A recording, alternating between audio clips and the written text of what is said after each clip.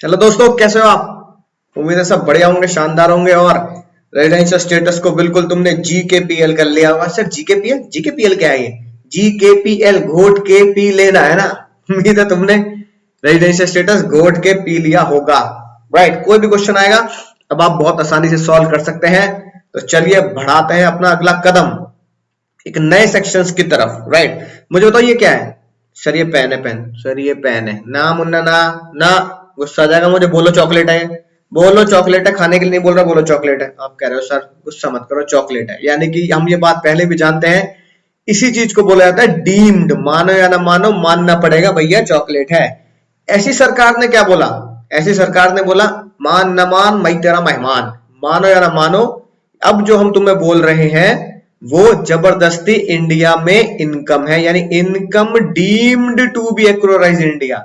माना जाएगा कि वो इनकम इंडिया में ही कमाई गई है। एक्योराइज का मतलब क्या है? इंडिया में ही अर्न की गई है। यानी जबरदस्ती, अगर सेक्शन को बोलूं, इसकी सेक्शन 9 है ना, नो नो नो नो मैंने पी नहीं है, ऐसी section no no no no. ऐसी सेक्शन नो क्या कह रहा है? सेक्शन नो कह रहा है भैया नो नो मत करो, मानो या ना मानो, मानना पड़ेगा। You have earn the income in India. Earn in India, आपने इनकम इंडिया में कमाई है। सर जबरदस्ती मानना पड़ेगा? हाँ जी, मानना पड़ेगा। मानो या ना मानो, मानना पड़ेगा। अब ऐसी सर कौन कौन सी इनकम है जिन्हें जबरदस्ती ये मान लिया गया कि भाई साहब आपने ये पैसा इंडिया में कमाया है? सबसे पहले पॉइंट जो है वो तो क्लेरिफिकेटरी पॉइंट है, ये आप समझते भी, आपके अंतरात्मा से आ जाती है भैया इंडिया में ही कमाया है। जैसे भैया मुझे, है ना, पेंशन मिल रही है। Right, income from salary, salary के साथ साथ यहां आप सैलरी के अलावा भी लिख सकते हो पेंशन, है ना। राइट, चाहे पेंशन मिल रही हो, सैलरी मिल रही हो, ठीक है, उस पेंशन को और सैलरी को देने का जरिया जो है वो इंडिया है, क्योंकि आपने सर्विस इंडिया में की है। यानी मैंने, बिल्कुल सिंपल सी बात सर, क्लैरिफिकेटरी पॉइंट है, मैंने इंडिया में सर्विस दी, मैंने आपको पढ़ाया इंडिया में, सर्विस दी इंडिया में, और आपसे क्या बोल दिया कि भैया जो मेरी पेंशन है सर्विस के बाद, राइट, या जो मेरी सर्विस से रिलेटेड सैलरीज है वो आप विदेश में भेज देना। तो एक बार बताओ, मैंने वो कमाई कहां पर है? सर मैंने वो सर्विस इंडिया में कमाई, रेंडेड इन इंडिया। तो तुम पहले भी जानते हैं इंडिया में कमाई है तो अर्न इन इंडिया। तो आप उससे मानो या ना मानो, मानो तो बहुत अच्छी बात है, नहीं मानो तो जबरदस्ती मानना पड़ेगा कि वो अर्न इन इंडिया माना जाएगा। यानी आपने पूरे साल, पूरी जिंदगी इंडिया में जॉब करी, पेंशन विदेश में प्राप्त कर रहे हो, तो माना जाएगा अर्न इन इंडिया। तो आपको उस पेंशन पर या सैलरी पर क्या देना पड़ेगा? इंडिया में टैक्स देना पड़ेगा। बहुत ही सिंपल सी बात। राइट, अगली बात देखो, अगली बात बहुत ही मजेदार। भैया तुमने एक पिक्चर देखी होगी आज से कुछ साल पहले, एक था टाइगर, है ना, याद आ गया? सलमान खान, से करेंगे सबका स्वागत। राइट, तो भैया एक था टाइगर, टाइगर जिंदा, इस तरह की पिक्चर देखी होगी। उसमें जो सलमान खान होता है, टाइगर होता है, वो रॉ का एजेंट होता है। किसका एजेंट होता है? रॉ एजेंट होता है। और एक अंकल जी उसे मिशन पे भेजते भी है, पोलैंड, ठीक है ना। पोलैंड में वो जाता है और एक प्रोफेसर साहब का पीछा करता है, जहां पर उसको कैटरीना कैफ मिलती है। तो भैया पोलैंड में, ठीक है, वो बेचारा, है ना, कैटरीना कैफ से इंफॉर्मेशन लेते हुए रेस्टोरेंट में खाना वाना खाता, तो उसका दोस्त होता है, वो बोलता है बेटा सरकारी, है ना, राइट, गवर्नमेंट का पैसा खाता रहे, सरकार जो तुझे तनख्वाह दे रही है ना खूब बड़ा यहाँ पे, ठीक है ना, यहाँ पे तुझे गाड़ी भी दे दी है सरकार, ठीक है, यहाँ पे और चीजें भी, सुविधाएं भी दे रही है, घर भी दे रही है, और सरकार जो सैलरी वगैरह पैसे दे रही है, सरकारी पैसा खूब उड़ा तू लड़कियों के ऊपर यहाँ पे। राइट, बस जैसे ही उसने ये बात बोली, जैसे ही उसने ये बात बोली, तो सेक्शन 9, है ना, बिल्कुल जिंदा हो गया। सेक्शन 9 कह रहा मुन्ना एक बात सुनो, है ना, टाइगर साहब, टाइगर जिंदा है? हाँ जी जिंदा है। सुनो एक बात, जो तुमने पैसा इंडियन गवर्नमेंट से लिया है, क्यों? क्योंकि तुम क्या हो? इंडियन गवर्नमेंट के एम्प्लॉय हो। क्या हो सर? इंडियन गवर्नमेंट एम्प्लॉय हो। तो जो भी पैसा इंडियन गवर्नमेंट से लिया है as a name of salary, किससे लिया है? सैलरी, तो भैया क्या माना जाएगा? तुम्हें इंडिया में टैक्स देना पड़ेगा, deem to be accrue or arise in India. तो क्या होगा? Taxable in India. राइट, लेकिन सबसे खास बात क्या है, ठीक है, कि वो बंदा कौन होना चाहिए? सर वो बंदा होना चाहिए हमारा इंडियन सिटीजन। राइट, एक तो इंडियन सिटीजन होगा वो बंदा, सबसे इंपॉर्टेंट। और पैसा कौन दे रहा है? सरकार दे रही है, सरकार, गवर्नमेंट। तो भैया टाइगर जिंदा है, या एक था टाइगर में सलमान खान, एक तो इंडियन सिटीजन होता है, पैसा कौन दे रहा होता सलमान खान को? इंडियन गवर्नमेंट ही उसको पैसा दे रही होती है, तो वो टैक्सेबल इंडिया में है।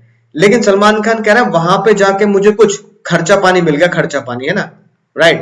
तो भैया खर्चे को बोलते हैं अलाउंसेस। क्या बोलते हैं जी? Allowances, right. या फिर कुछ फैसिलिटी मिल गई, जैसे उसे सरकार, इंडियन गवर्नमेंट की तरफ से कार मिल गई, इंडियन गवर्नमेंट की तरफ से उसे घर मिल गया, तो इसे बोलते हैं फैसिलिटी। और फैसिलिटीज को कानूनी भाषा में बोला जाता है परक्विजिट्स। क्या बोला जाता है? परक्विजिट्स। तो अलाउंस का मतलब वो आगे अगले चैप्टर में हम पढ़ेंगे कि कुछ खर्चा पानी मिल गया और कुछ फैसिलिटी मिल गई। ये खर्चा पानी और फैसिलिटी टैक्सेबल नहीं होगी, नॉट टैक्सेबल। ठीक है जी बात। तो इंडियन गवर्नमेंट कह रही है कि जो घर हमने वहां दे दिया, ठीक है ना, चलो छोड़ो भैया, इंसान कहीं रहेगा तो घर तो, है ना, ले गई।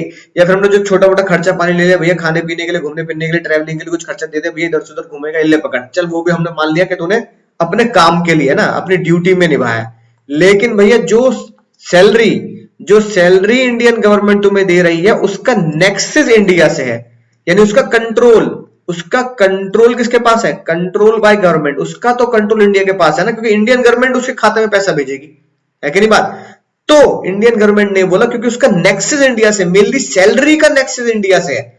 घर तो वही है, चलो वहीं छोड़ दो, कार भी वही है, वहीं छोड़ दो। जब वो इंडिया वापस आएगा सलमान खान, राइट, तो घर भी वहीं छोड़ के आएगा पोलैंड में, कार भी पोलैंड में छोड़ के आएगा। लेकिन भैया सैलरी अगर उसने वहां पे ली है तो वो तो इंडिया में लेके आएगा, खर्चा पानी तो उसका अपना ही है, सैलरी तो उसकी अपनी है।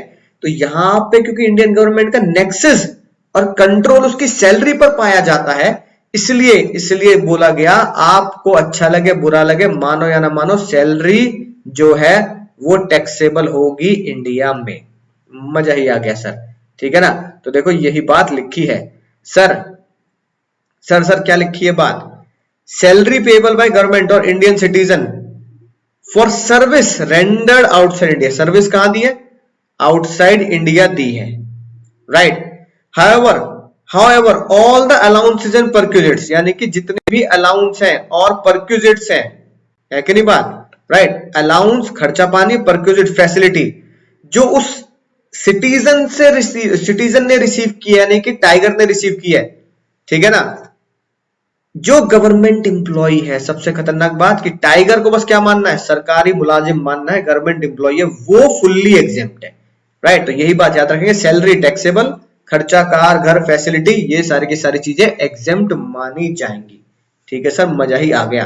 तो राज की बात आप चाहे हिंदी में लिख सकते हो, हिंदी में लिखो, सरकारी एम्प्लॉय की, हिंदी में लिखो, मैं बोल रहा हूं, ठीक है ना, सरकारी एम्प्लॉय की सैलरी टैक्सेबल होगी, है ना, और अलाउंस पर एग्जेम्प्ट होंगे जो विदेश में पे किए हैं।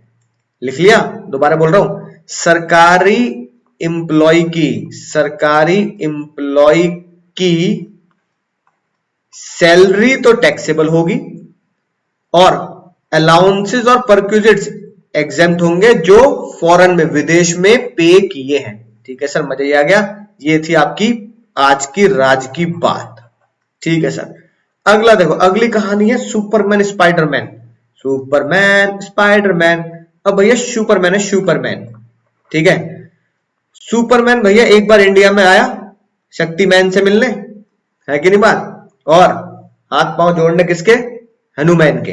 तो भैया सुपरमैन जब इंडिया में आया तो उसने देखा भाई साहब इंडिया में बहुत बढ़िया बढ़िया घर है। उसने एक घर ले लिया, कहां पर? नोएडा में, है ना। सुपरमैन ओन्ड हाउस, ध्यान समझना, बहुत ही मजेदार बात है, हाँ जी, ओन्ड हाउस इन नोएडा। तो सुपरमैन का एक घर नोएडा में है, अब वो खाली पड़ा है, कोई नहीं रहता, टाटा स्काई भी लगा हुआ है, कोई नहीं रहता उस घर में। तो सुपरमैन ने सोचा भाई कोई नहीं रह रहा, तो उसने पकड़ा स्पाइडरमैन को। स्पाइडरमैन, ठीक है, उसने स्पाइडरमैन को पकड़ा। स्पाइडरमैन से बोला भाई कभी तू इंडिया जाए, ठीक है, कभी घर भर में रहने की जरूरत हो, कब तक छत पे लटका रहेगा, एक काम करो, इंडिया में रहने की जरूरत हो ना, नोएडा में मेरा घर है, वो ले ले किराए पर। तो सुपरमैन ने अपना ये घर स्पाइडरमैन को रेंट पर दे दिया, रेंट पर, किराए पर दे दिया, है कि नहीं बात। स्पाइडरमैन कह रहा कोई टेंशन वाली बात नहीं है भाई, भाई ये पकड़ रेंट, ठीक है, मैं तेरा भाई तू मेरा भाई, ये तेरा रेंट है भाई जितना तूने बोला। अब ये बताओ, एक नॉन रेजिडेंट, सुपरमैन कौन है? Non resident. स्पाइडरमैन कौन है ना, नॉन रेजिडेंट। तो भैया अगर स्पाइडरमैन सुपरमैन को रेंट पे कर रहा है, यानी कि दोनों के दोनों विदेश में ही है कि नहीं बात, न्यूयॉर्क में खड़े हैं, न्यूयॉर्क में डील चल रही है, ये ले पकड़ भैया गाजियाबाद के नोएडा के घर का किराया, ये ले पकड़ भैया नोएडा के घर के इतने डॉलर, ठीक है, दोनों विदेश में, इंडिया से चिल्ला रहे हैं भैया क्या चल रहा है ये, भैया न्यूयॉर्क वालों क्या चल रहा है भैया, ये आपस में पैसे पैसे लेन देन कर रहे हो, तो भैया इंडियन गवर्नमेंट क्या उससे टैक्स ले लेगी? सर न्यूयॉर्क में एक बंदा खड़ा है, न्यूयॉर्क के बंदे को पैसे दे रहा है, तो हम टैक्स ले लेंगे? हाँ दोस्तों ले लेंगे। क्यों? क्योंकि भैया जिस घर की लेन देन चल रही है, सुन लो भैया सुन लो, जिस घर की तुम लेन देन कर रहे हो ना किराए वराए की, वो घर इंडिया में है, तो क्या माना जाएगा? अर्न इन इंडिया माना जाएगा भैया, ठीक है ना? मानो, ठीक है, तो हम कहा लिख देंगे? सेक्शन 9 में लिख देंगे, मानो या ना मानो, अब तो मानना पड़ेगा जबरदस्ती। रीजन क्या है? रीजन क्या है? एक नॉन रेजिडेंट दूसरे नॉन रेजिडेंट को अगर किराया भी दे रहा है, पर वो किराया किस चीज का है? असेट कहां लोकेट है भैया? असेट तो नोएडा में इंडिया में लोकेट है, यानी कि इंडिया में अगर असेट है तो इसका मतलब अर्न इन इंडिया माना जाएगा, और नहीं मानोगे तो जबरदस्ती मानना पड़ेगा सेक्शन 9 के अकॉर्डिंगली। यही बात लिखी है पॉइंट नंबर 3 में। मजा ही आ गया सर, ठीक है ना? कहां लिखी है सर? पॉइंट नंबर 3 में। देखो, इनकम फ्रॉम प्रॉपर्टी और असेट सिचुएटेड इन इंडिया, उसकी सोर्स ऑफ इनकम कहां है? इंडिया में। सोर्स मतलब जैसे रेंट, ठीक है ना? प्रॉपर्टी और एसेट मतलब घर, और वो कहां पे है? नोएडा में है, मान लो इंडिया में है, तो वो टैक्सेबल होगा इंडिया में जबरदस्ती। उसकी इनकम यानी उसका किराया क्या माना जाएगा? Deemed to be earn in India. Same तीसरा और चौथा पॉइंट का सेम एसआर के है। तीसरा पॉइंट समझ में आ गया सर? अब देखो चौथा पॉइंट, चौथे पॉइंट में मैं यहां रेंट को काट रहा हूं और मैं यहां लिख रहा हूं भैया सुपरमैन ने स्पाइडरमैन को उस नोएडा के घर को रेंट पे नहीं दिया, किस पे दिया सर? सेल कर दिया, सेल, यानी कि बेच दिया। बेच दे, OLX पे ऐड देखा, बेच दे, बेच दिया। सुपरमैन ने स्पाइडरमैन को वो घर बेच दिया, ठीक है ना? राइट। वो घर का है, दो नॉन रेजिडेंट आपस में डील कर रहे हैं, ले ले भाई ले ले, लेकिन भैया वो घर कहां पे है? इंडिया में है ना? तो ये मत सोचना टैक्स नहीं लेंगे भैया, वो इनकम यानी कि बेचने पर जो भी प्रॉफिट आएगा, है कि नहीं बात? इनकम यानी कि प्रॉफिट, जो भी प्रॉफिट आ रहा है बेचने पर, असेट यानी कि घर जो कहां पे है? इंडिया में लोकेटेड है, उस प्रॉफिट को बेचने पर जो प्रॉफिट आया उस प्रॉफिट को हम क्या मानेंगे? Deemed to be earn in India. Section 9, income deemed to be accrue or arise in India. मजा ही आ गया सर। अगली बात सुनना बहुत ध्यान से, बहुत ही मजेदार बात, हालांकि ये बात बहुत पुरानी है और मेरी जुबानी है, लेकिन तुम्हें मजा आ जाएगा सर। बात है 2007 की। इंडिया में एक धमाका हुआ रातों रात। क्या हुआ सर? सुनना ध्यान से, जिसकी वजह से हंगामा चल रहा है, और इसके बारे में आपको थोड़ा बहुत मैंने है ना पहले भी बताया, अगर आपने उससे पहले कुछ पढ़ा होगा तो। मलेशिया की एक कंपनी जिसका नाम था नेक्सस कम्युनिकेशन, राइट, उसने इंडिया की एक कंपनी, है कि नहीं दोस्तों? उसने इंडिया की एक कंपनी जिसका नाम था हच एसआर इंडिया लिमिटेड, यानी हच कंपनी, है ना?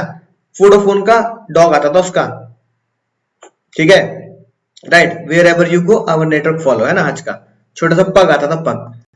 उसको खरीद लिया $19 बिलियन में, यानी अप्रोक्सीमेटली 85,000 करोड़ में, है ना?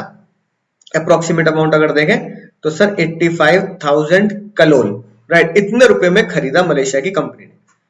अब इंडिया और मलेशिया का क्या है? टैक्स ट्रीटी है सर। टैक्स ट्रीटी मतलब अभी बताता हूं। टैक्स ट्रीटी मतलब बेनिफिट्स, इंडिया और मलेशिया के टैक्स बेनिफिट्स, यानी कि इंडिया मलेशिया अगर आपस में डील करेंगे तो उन्हें कुछ टैक्स में बेनिफिट दिए जाएंगे, यानी कि जैसे इंडियन गवर्नमेंट उनसे कुछ टैक्सेस वगैरह नहीं लेगी, लेन देन पर टैक्स माफ कर देंगे, क्योंकि भैया विदेशी पैसा इंडिया में आ रहा है। पता लगा एक यूके की कंपनी ने, है ना, एक यूके की कंपनी ने उस मलेशिया की कंपनी को परचेज कर लिया, राइट, 100% परचेज कर लिया, राइट, यानी कि टेक ओवर कर लिया। अब वो खतरनाक जो कंपनी थी यूके की जिसने मलेशिया मैक्सकॉम को टेक ओवर कर लिया 100%, वो थी यूके बेस्ड कंपनी वोडाफोन, यानी इंग्लैंड में उसका हेड ऑफिस है।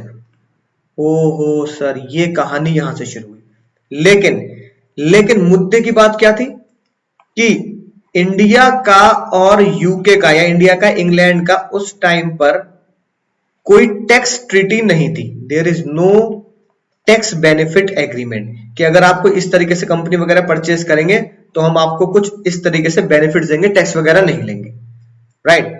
अब ये बात वोडाफोन को पता थी, तो वोडाफोन ने क्या किया, वोडाफोन ने चाल खेली। वोडाफोन ने कहा कि एक काम करते हैं, उन्होंने क्या जुगाड़ निकाला, पहले हम एक कंपनी मलेशिया में बनवाएंगे, ठीक है ना, मलेशिया में कंपनी बनवा दी, उससे, है ना, उससे हम हज को परचेज करवा लेंगे।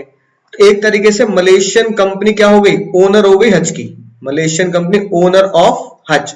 फिर यूके से वोडाफोन क्या करेगी, मलेशियन कंपनी को खरीद लेगी, तो यूके भी क्या हो गई, ओनर ऑफ मैक्सिकॉम, है ना, मैक्स कम्युनिकेशन।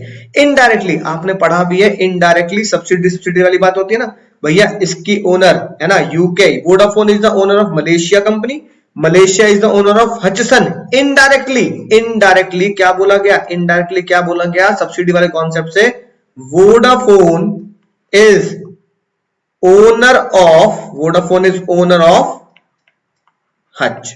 सर ये जो खतरनाक गेम खेला, पहले इसको परचेज कर लिया और फिर भैया इसको परचेज कर लिया, तो वोडाफोन इनडायरेक्टली क्या बन गया, हज का ओनर बन गया। अब सुनना ध्यान से क्या बात सामने आई। अब वोडाफोन ने पता क्या बोला, वोडाफोन ने बोला कि भैया हमने थोड़ी खरीदा है हज को, किसने खरीदा है, मलेशिया ने खरीदा है हज को। मलेशिया और इंडिया का क्या है, टैक्स ट्रीटी है, तो भैया कोई भी टैक्सेस नहीं लगेंगे।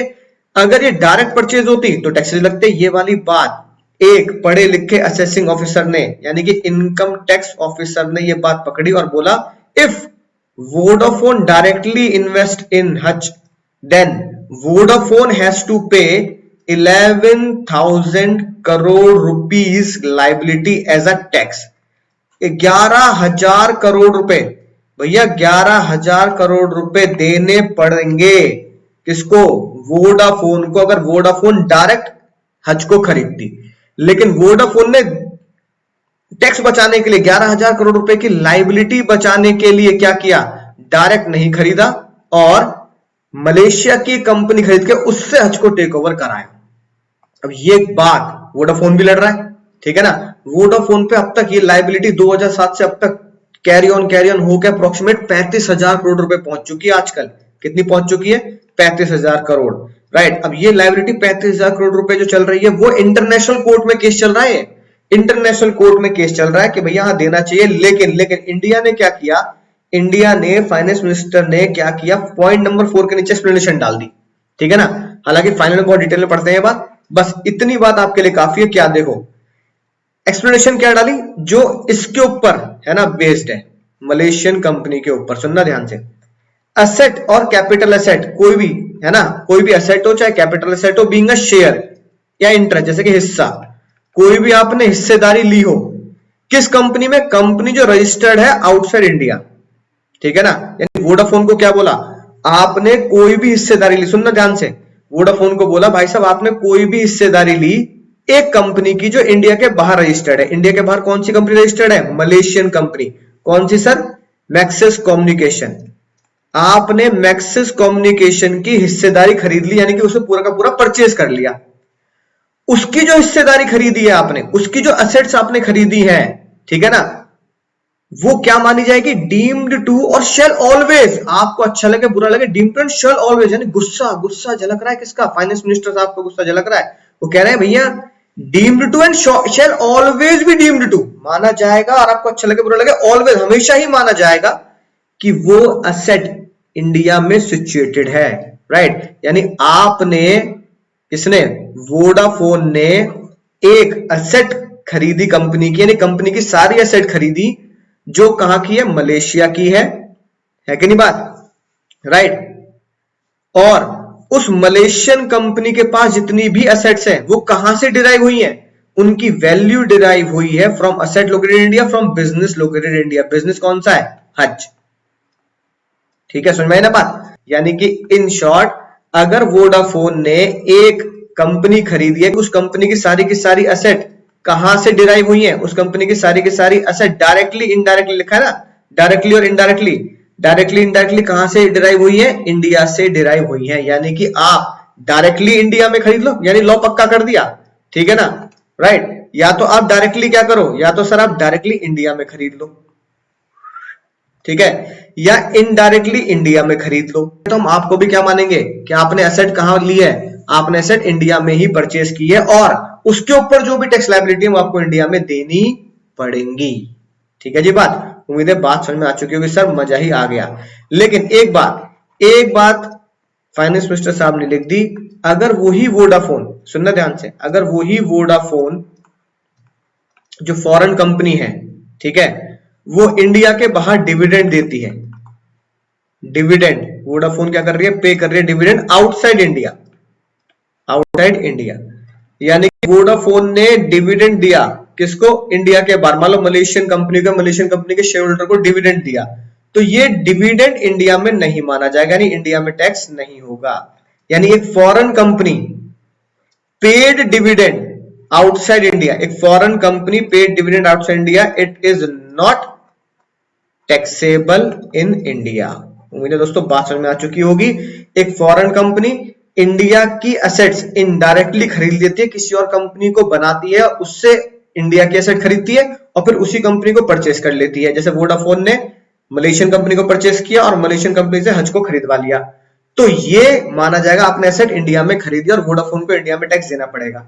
लेकिन अगर वोडाफोन एक फॉरेन कंपनी डिविडेंड पे करती है आउटसाइड इंडिया, एक foreign company Vodafone outside India किसी नॉन रेजिडेंट को डिविडेंड पे करती है, तो फॉरेन कंपनी है, बाहर ही पे कर रही है, तो हम उससे इंडिया में डिविडेंड पर टैक्स नहीं लेंगे। तो चले दोस्तों अगले पॉइंट की तरफ बढ़ते हैं, बहुत ही मजेदार पॉइंट। तो देखो आपकी स्क्रीन पर क्या दिख रहा है, इंडियन गवर्नमेंट ने, भैया इंडिया की सरकार ने, है ना भैया, सरकार को भी पैसों की जरूरत पड़ती है, तो इंडियन गवर्नमेंट पैसा कहां से लेती है, वर्ल्ड बैंक से पैसा ले लिया, फॉरेन कंट्री से पैसा ले लिया, है कि नहीं बात, राइट। जैसे पाकिस्तान वाले मांगते रहते हैं, तो पाकिस्तान वाले कहां से पैसा लेते हैं, कभी किसी अरेबिक देश से पैसे ले लिए, कभी चाइना वालों से लोन ले लिया। ऐसे अगर इंडियन गवर्नमेंट ने कहीं से भी लोन लिया, जैसे मैंने लिख दिया स्लमडॉग करोड़पति, स्लमडॉग मिलियनियर, है कि नहीं बात, राइट, बहुत पैसा, उनके पास बहुत पैसा है ना, रिच, राइट।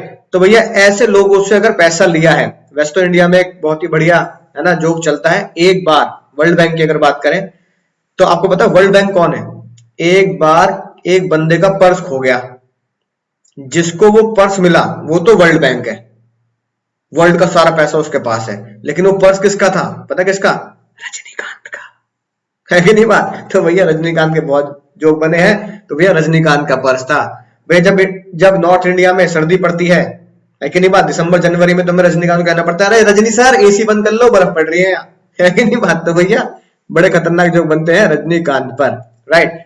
अब देखो सर, अगर इंडियन गवर्नमेंट ने लोन लिया है, ठीक है, और इंडियन गवर्नमेंट उस लोन के बदले ब्याज दे रही है, इंटरेस्ट दे रही है इंडिया के बाहर, तो बहुत ही सिंपल एंड बहुत ही सोबर बात क्या माना जाएगा कि वो इंटरेस्ट कहां कमाया गया है, interest deemed to be earned in India, जबरदस्ती क्या माना जाएगा, डीम्ड टू बी अर्न्ड या accrue arise in India, India में कमाया गया है, तो आपको इंडिया में टैक्स देना पड़ेगा उस ब्याज पर। यानी कि स्लमडॉग करोड़पति को इंटरेस्ट जब दिया जाएगा, तो भैया उसका इंडिया में उस इंटरेस्ट पर टैक्स देना बनता है। मजा ही आ गया सर। अगली बात देखो क्या लिखी है, ऐसे किसी रेजिडेंट ने, जैसे आप और मैं रेजिडेंट है इंडिया के, या फिर कोई नॉन रेजिडेंट है, वो इंडिया में आ रहा है पर किसी काम से कुछ बिजनेस वगैरह कर रहा है, कोई भी अगर काम कर रहा है, उसने लोन लिया है स्लमडॉग करोड़पति से, राइट। और क्योंकि वो इंडिया में रेजिडेंट है या नॉन रेजिडेंट और लोन लिए बैठा है, तो लोन के बदले क्या देगा सर, इंटरेस्ट देगा। उस इंटरेस्ट पर टैक्स कब देना, सुनना बहुत ही राज की बात, उस इंटरेस्ट पर इंडिया में टैक्स लगेगा अगर उस लोन का इस्तेमाल, अगर उस लोन का यूज कहां हुआ है, यूज इन इंडिया। इसके ऊपर चांद तारे लगाएंगे, डेंजर बनाएंगे। यानी पहले वाले एसआरके और दूसरे वाले एसआरके में अंतर समझे तुम, सर कुछ समझ तो आ रहा है भैया। पहले वाले एसआरके में कहीं भी ये नहीं लिखा कि लोन का यूज कहां है, समझो भैया, लेकिन इस वाले केस में साफ साफ लिखा है यूज इंडिया में होना चाहिए। यानी सरकार ने अगर लोन लिया है तो सरकार कहीं भी यूज करे, कोई टेंशन नहीं है। लेकिन अगर किसी रेजिडेंट या नॉन रेजिडेंट ने लोन लिया है तो ये जानना जरूरी है उसका इस्तेमाल का है। अगर यूज इन इंडिया में है तो वो इंटरेस्ट क्या होगा, इंटरेस्ट पे आपको इंडिया में टैक्स देना पड़ेगा, टैक्सेबल इन इंडिया।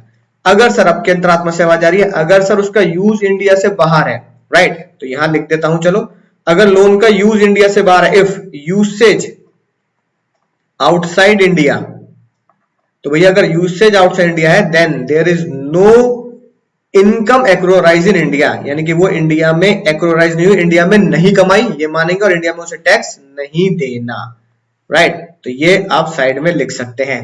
तो मुद्दे की बात क्या है, लोन लिया किसी रेजिडेंट ने, नॉन रेजिडेंट ने, उस लोन का इस्तेमाल इंडिया में कर लिया, ठीक है, बिजनेसमैन ने इंडिया फैक्ट्री लगा ली, उसका इस्तेमाल इंडिया में कर लिया, जब वो ब्याज देगा तो इंडिया में उस पर टैक्स दिया जाएगा। अब एक समझो अगली राज की बात, सर इंडिया में कोई भी नॉन रेजिडेंट टैक्स भरने आएगा? सोचो कोई नहीं आएगा भैया, कोई नहीं आने वाला। क्यों? विजय माल्या आ गया, विजय माल्या, अरे माल्या, अरे माल्या, विजय माल्या, उसके नाम में ही लिखा है माल्या, तो पैसे तो मारेगा। अब विजय माल्या इंडिया से बाहर पैसा लेके भाग गया, उसे तो हम पकड़ नहीं पा रहे, जो इंडिया का रेजिडेंट भी था, सिटीजन भी था। अगर मैं स्लम डॉग मिलियनेयर से लोन ले रहा तो उसे बुला लूंगा इंडिया में टैक्स भरने के लिए, वो कभी नहीं आएगा, कहेगा नहीं आएगा, पहले विजय माल्या को तो पकड़ नहीं पा रहे, मुझे क्या पकड़ लोगे? तो गवर्नमेंट ने पता क्या लिखा है, राज की बात समझना ध्यान से, राज की बात, ठीक है ना, जो गोल्डन रूल है ना, राज की बात, चलो मैं इस राज की बात की जगह लिखवाता हूँ गोल्डन रूल, ठीक है जी, गोल्डन रूल लिखा गया, golden rule of income tax, right. आप भी लिखेंगे सुनहरे अक्षरों में, जब जब नॉन रेजिडेंट को पेमेंट होगी, वाह, जैसे कृष्ण जी ने बोला था ना, जब जब इस दुनिया में अधर्म होगा मैं जन्म लूंगा सर्वनाश करने पापियों का, ऐसे जब जब नॉन रेजिडेंट को पेमेंट होगी, जब भी आप नॉन रेजिडेंट को पैसा देंगे, है ना, जब जब नॉन रेजिडेंट को पेमेंट होगी टीडीएस काटना पड़ेगा, टीडीएस काटेंगे। सर टीडीएस क्या है? टैक्स। टीडीएस का मतलब टैक्स डिडक्ट एट सोर्स, यानी कि एक ऐसा टैक्स जो हम पेमेंट करते टाइम पे ही काट लेंगे। यानी इन शॉर्ट अगर मैं बोलूं कि जब भी किसी नॉन रेजिडेंट को पेमेंट होगी पहले उसका टैक्स काटेंगे और फिर पेमेंट देंगे। फॉर एग्जाम्पल मान लो अगर किसी नॉन रेजिडेंट को इंटरेस्ट की पेमेंट होनी है 1 करोड़ रुपए की, और इंडिया में इंटरेस्ट पर टैक्स का रेट चल रहा है फॉर एग्जांपल 10%। रेट कितना चल रहा है टैक्स का? टीडीएस का रेट, टीडीएस का रेट है इंटरेस्ट पर सर 10%, तो पहले 10% काट लो। तो 1 करोड़ की पेमेंट देनी है, ठीक है ना, उस पे पहले टीडीएस काटो, तो स्लम डॉग को कितने रुपए देंगे 10% काट के? सर 10 लाख काट देंगे, तो 90 लाख रुपए की पेमेंट करेंगे। 90 लाख रुपए क्या करेंगे आप? पेमेंट करें। तो इंडियन गवर्नमेंट ने बोला भाई साहब जब भी नॉन रेजिडेंट को पेमेंट होगी आप खुद पहले टीडीएस काट के फिर पेमेंट देना। 1 करोड़ रुपए का ब्याज देना है ना, तो पहले 10 लाख रुपए 10% का टीडीएस काट लो, राइट। अगर टीडीएस का रेट 10% है, 90 लाख उसे पेमेंट करना, बात खत्म। तो टीडीएस पहले से ही काट लेंगे। हाँ, 10% पे क्या लगा देना है? 4% हेल्थ एंड एजुकेशन सेस, यानी 10.4% काटना है। कभी दिल पे ले लो, है ना। तो नॉन रेजिडेंट को जब पेमेंट करते हैं तो टीडीएस काटो, टीडीएस का रेट होता है रेट, जो टीडीएस का रेट चल रहा है जैसे 10% वो, और साथ साथ हेल्थ एंड एजुकेशन सेस भी 4% जोड़ देते हैं। ठीक है सर, मजा ही आ गया। अब सुनना अगली बात ध्यान से, इतना पॉइंट नोट कर लिया होगा। अब सेम बात लिखी है अगर मैं किसी नॉन रेजिडेंट से लोन नहीं ले रहा। सर इस बार आप क्या ले रहे हैं? इस बार आप कोई पेटेंट वगैरह ले रहे हैं लोन की जगह पर, है कि नहीं बात? सर लोन की जगह पर अगर मैं यहां पर कॉमा लगा के या ऑब्लिक लगा के लिख दूं सर पेटेंट समझते हो ना, कोई राइट ले लिया, पेटेंट या राइट टू यूज। अगर मैं पेटेंट या राइट टू यूज लेता हूं तो मुझे क्या पेमेंट करनी पड़ेगी सर? रॉयल्टी की पेमेंट करनी पड़ेगी, रॉयल्टी। ठीक है, राइट। आपको बताइए मैंने कोई राइट ले लिया, राइट यानी एक आविष्कार किया, जैसे फॉर एग्जांपल विंडो भी क्या है? विंडो भी तो एक आविष्कार है, किसका? माइक्रोसॉफ्ट का। तो मैंने यहाँ पे माइक्रोसॉफ्ट की विंडो का पेटेंट ले लिया 3 साल के लिए, 3 साल के लिए विंडो इस्तेमाल करूंगा। तो जो आप फीस पे करते हैं ना, विंडो की फीस पे करते हो, एमएस ऑफिस की भी फीस पे करते हैं। अगर आप लाइसेंस एमएस ऑफिस खरीदेंगे, लाइसेंस विंडो खरीदेंगे, तो मैंने लाइसेंस विंडो, ठीक है, राइट, और लाइसेंस एमएस ऑफिस लिया। ठीक है, विंडो मान लो 10 और लाइसेंस एमएस ऑफिस लिया, ठीक, किससे? यूएस से, राइट, माइक्रोसॉफ्ट से। तो जो मैं उन्हें फीस पे कर रहा हूं, यानी कि उसे रॉयल्टी बोला था, मैं उन्हें रॉयल्टी पे कर रहा हूं कि MS ऑफिस और विंडो की। अब वो रॉयल्टी जब भी पेमेंट करूंगा वो रॉयल्टी को माना जाएगा deemed to be earn in India, कि मैंने वो रॉयल्टी इंडिया में कमाई है अगर इंडियन गवर्नमेंट ने वो पेटेंट लिया है कहां से, विदेश से। सेम यहां पे मैंने लोन लिया है, लोन की जगह पे क्या लिख दूं, पेटेंट। ठीक है, मैंने विदेशी बंदों से, माइक्रोसॉफ्ट से सेम MS ऑफिस है ना, ऐसे बहुत सारी आप कोई भी है ना पेटेंट वाली चीजें ले सकते हैं। पेटेंट लिया यूज करने के लिए, राइट लिया यूज करने के लिए। अब पेटेंट लिया तो क्या पे करना पड़ेगा सर, रॉयल्टी पे करनी पड़ेगी, रॉयल्टी पे करनी पड़ेगी, राइट। रॉयल्टी जब पे करूंगा तो वो रॉयल्टी इंडिया में टैक्सेबल मानी जाएगी, क्योंकि उसका इस्तेमाल कहां किया गया है, इंडिया में किया गया है। यानी कि एक बात देखो, लोन लिया सरकार ने, इंटरेस्ट पे किया, इंटरेस्ट पे टैक्स कटेगा, TDS कटेगा। सरकार ने पेटेंट लिया, रॉयल्टी पे करी, उस रॉयल्टी पर इंडिया में टैक्स लगेगा। सेम बात, मैंने किसी नॉन रेजिडेंट ने लोन लिया या पेटेंट लिया, रॉयल्टी इंटरेस्ट पे करा, उस पे इंडिया में टैक्स देना है। मतलब रॉयल्टी कितनी पे करी, सेम 1 करोड़, तो भैया 10% का क्या दे दिया मैंने, TDS काट दिया, राइट। तो मुझे जो भी पेमेंट करनी है TDS काट करनी है। बस एक ही बात ध्यान रखना, उस रॉयल्टी का, उस पेटेंट का इस्तेमाल कहां हुआ हो, इंडिया में हुआ हो।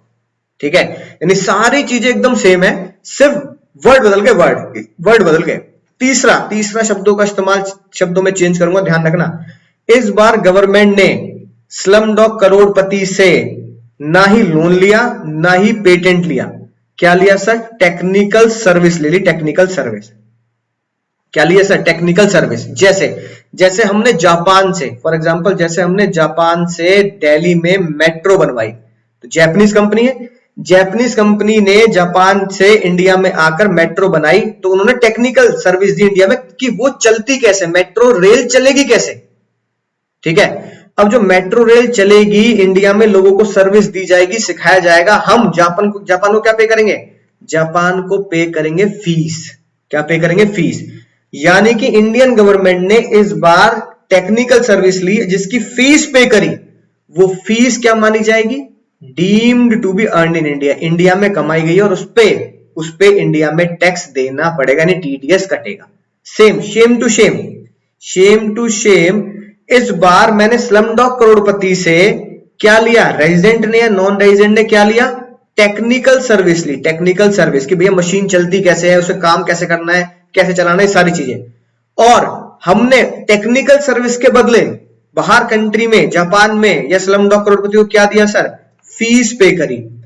उस फीस को भी हम टैक्सेबल इंडिया मानेंगे, उस फीस पर भी इंडिया में टैक्स लगेगा, नहीं उस फीस पर भी सेम 1 करोड़ की फीस दी तो फीस पर भी टैक्स काटा जाएगा, अगर उस फीस का इस्तेमाल इंडिया में किया गया है।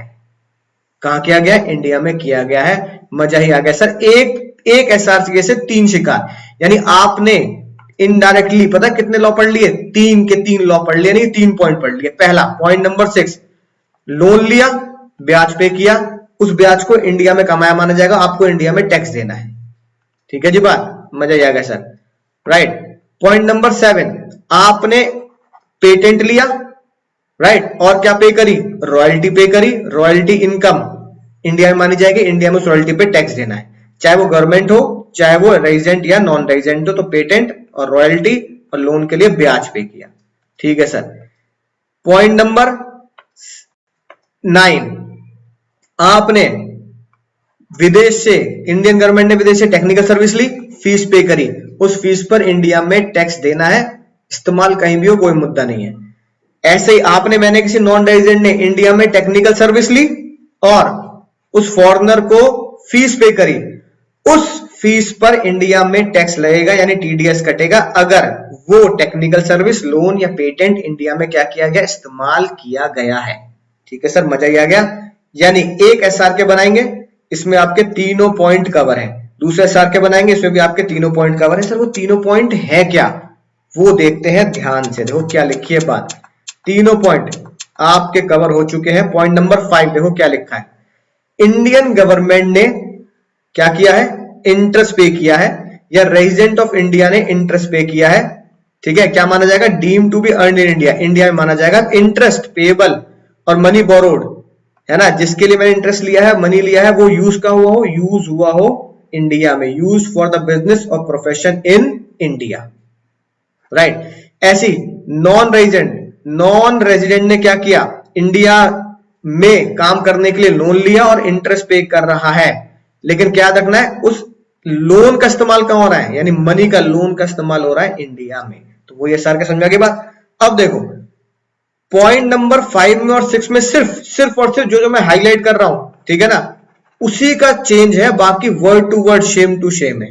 सर कैसे सर, देखना ध्यान से, क्या लिखा है यहां लिखा है इंटरेस्ट, देखो ये वाली बात सेम है, गवर्नमेंट और रेजिडेंट और नॉन रेजिडेंट सेम है, यहां लिखा है इंटरेस्ट की जगह यहां क्या लिखा है, रॉयल्टी, ठीक है ना, बाकी सारे के सारे पॉइंट सेम है, राइट। बस क्या ध्यान रखना है, यहां लिखा है इंटरेस्ट के लिए मनी बोरो किया है, और यहां रॉयल्टी के लिए क्या लिया है हमने, कोई भी राइट बोरो किया है, राइट। बाकी सारी बातें एकदम सेम टू सेम को पता है कानूनी भाषा में क्या बोलते हैं, एग्जाम में लिख के आना इसे, मुटेटिस मुटेंडिस, सही कहा होगा, मुटेटिस मुटेंडी, है ना, मुटेटिस और मुटेंडिस मुटेंडिस का मतलब होता है everything is same, just replace one और two word, everything is same, just replace one और टू वर्ड्स, एक दो वर्ड्स का खेर फेर कर दो, बाकी सारा word to word line to line same है, उसे बोला जाता है मुटेटिस मुटेंडिस, लैटिन भाषा में मुटेटिस मुटेंडिस, राइट। सेम बात देखो यहां भी लिखी है, नॉन रेजिडेंट इंटरेस्ट की जगह क्या है, बस यहाँ, ठीक है ना, कॉपीराइट या रॉयल्टी वाली बात है कि नहीं, बात यूज का होना चाहिए, इंडिया में होना चाहिए। अब देखो 6 और 7 पॉइंट भी देखो सेम है, जो मैंने आपको डायग्राम बना के दिया, गवर्नमेंट ऑपरेशन सेम है, राइट। क्या लिखा है, जहां पे रॉयल्टी और राइट लिखा है, यहां पे लिखा है फीस, किसके बदले सर फीस ली है, टेक्निकल सर्विसेज के बदले, है ना, fees shall be deemed to be service, technical service, right. बाकी सारी चीजें सेम है, इसका इस्तेमाल कहां होना चाहिए, इंडिया में होना चाहिए, गवर्नमेंट कहीं भी इस्तेमाल करे। और ये डायग्राम मैंने आपको बनाया, देखो ये लिखी बात, नॉन रेजिडेंट ने ऐसी इंडिया में, ठीक है ना, टेक्निकल सर्विस मंगाई है, जिसकी फीस वो इंडिया के बाहर दे रहा है, यानी कि इस डायग्राम को अगर आप ध्यान से देखेंगे तो दोस्तों सिंपल सी बात है, 3 ही शब्दों का हेर फेर है, सिर्फ 3 ही शब्दों का, लोन के बदले ब्याज, ठीक है, पेटेंट के बदले रॉयल्टी, और टेक्निकल सर्विस के बदले फीस, बाकी सारा कॉन्सेप्ट तीनों पॉइंट में सेम टू सेम है, आपको तीनों के तीनों पॉइंट समझ में आ चुके हैं। चलिए दोस्तों अगले पॉइंट की तरफ बढ़ते हैं, उससे पहले एक छोटी सी बात लिखी एक्सप्लेनेशन में कि भैया आपने 6, 7, 8 में जो भी पॉइंट पढ़ा उसमें कहा गया जो नॉन रेजिडेंट है, कौन सा, स्लम डॉग, ठीक है ना, स्लम डॉग कलोलपति, उसकी इनकम इंडिया में मानी ही जाएगी अगर उसने इंडिया से क्या कमाया है, रेंट कमाया है, रॉयल्टी कमाई है, फीस कमाई है। अब रेंट, रॉयल्टी और फीस कमाने के लिए चाहे उसका कोई ऑफिस या प्लेस इंडिया में हो या ना हो, ये मैटर नहीं करता, यानी कि इलेक्ट्रॉनिकली वो कमा रहा है, ठीक है, तो भी उसकी इनकम इंडिया से मानी जाएगी, even he has does not have any resident और place of business in India, चाहे उसका इंडिया में कोई प्लेस ऑफ बिजनेस ना हो, इलेक्ट्रॉनिकली ही, है ना, वो पैसे का लेन देन कर रहा हो। भैया मुझे कुछ पैसे उधार चाहिए थे, मैंने किसी नॉन रेजिडेंट से, है ना, सुपरमैन से पैसे कहा भैया उधार दे दे मुझे, मैं तेरे को इंटरेस्ट पे करता रहूंगा, उधार ले रहा हूं, उसका इस्तेमाल इंडिया में ही करूंगा, इलेक्ट्रॉनिकली पैसा मंगा लिया अपने वॉलेट में, बैंक के खाते में मंगा लिया पैसा, उसके बैंक के खाते में मैं क्या भेज रहा हूं, इंटरेस्ट भेज रहा हूं। तो भैया गवर्नमेंट बोल रही है, सरकार बोल रही है, प्लेस ऑफ बिजनेस तो है ही नहीं स्पाइडरमैन का यहां पर, लेकिन फिर भी उसने पैसा भेज दिया, ब्याज भेज रहे हो, इससे कोई फर्क नहीं पड़ता उसका प्लेस ऑफ बिजनेस हो या ना हो, हम तो क्या मानेंगे, उसकी इनकम इंडिया में मानी जाएगी और उस इंटरेस्ट को इंडिया में जबरदस्ती डीम टू एक्रोराइज माना जाएगा सेक्शन 9 के हिसाब से। अगली बात देखो सर, अगली बात point number 8 sir, business connection, है ना, जैसे पिक्चर था किस्मत कनेक्शन, राइट, कनेक्शन यानी कि सिंपल सी बात राबता, उर्दू की वर्ड बोला जाता है राबता, राइट, गाना गाते हुए कुछ तो है तुझसे राबता, कैसे हमें इस दुनिया में सभी के लिए, ऐसे कुछ गाना है ना, राइट, कुछ तो है तुझसे राबता। तो बस अगर भैया आपका बिजनेस राबता है इंडिया से, क्या है सर, बिजनेस राबता है इंडिया से, तो जितना भी आपका कनेक्शन इंडिया में है, तो भैया उस राबता की वजह से, है कि नहीं बात, राइट, गाना गाएंगी इंडियन गवर्नमेंट भी, कुछ तो है तुझसे राबता, राइट, और आपको इंडिया में टैक्स देना पड़ेगा। तो देखो यही मतलब लिखा है बिजनेस कनेक्शन राब्ता मींस कोई भी एक्टिविटी अगर इंडिया में की गई है, आपने अपने बिजनेस की कोई भी एक्टिविटी इंडिया में की है तो हम उसे इंडियन राब्ता, इंडियन कनेक्शन मान लेंगे।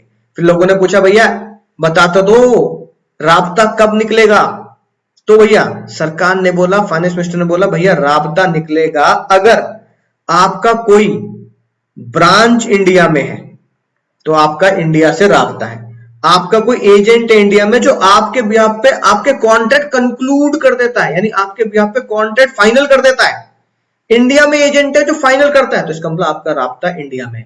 आपने इंडिया में स्टॉक मेंटेन कर रखा है तो इसका मतलब आपका राब्ता इंडिया में है।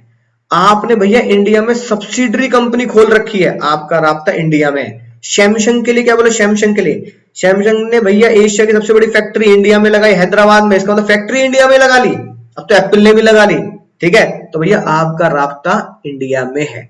यानी आपने इन तरीके से इंडिया से कनेक्शन बनाया है और बिजनेस कर रहे हैं, राइट, तो फिर आपका बिजनेस कनेक्शन इंडिया में माना जाएगा और आपकी income deem to be accrue or arised in India मानी जाएगी।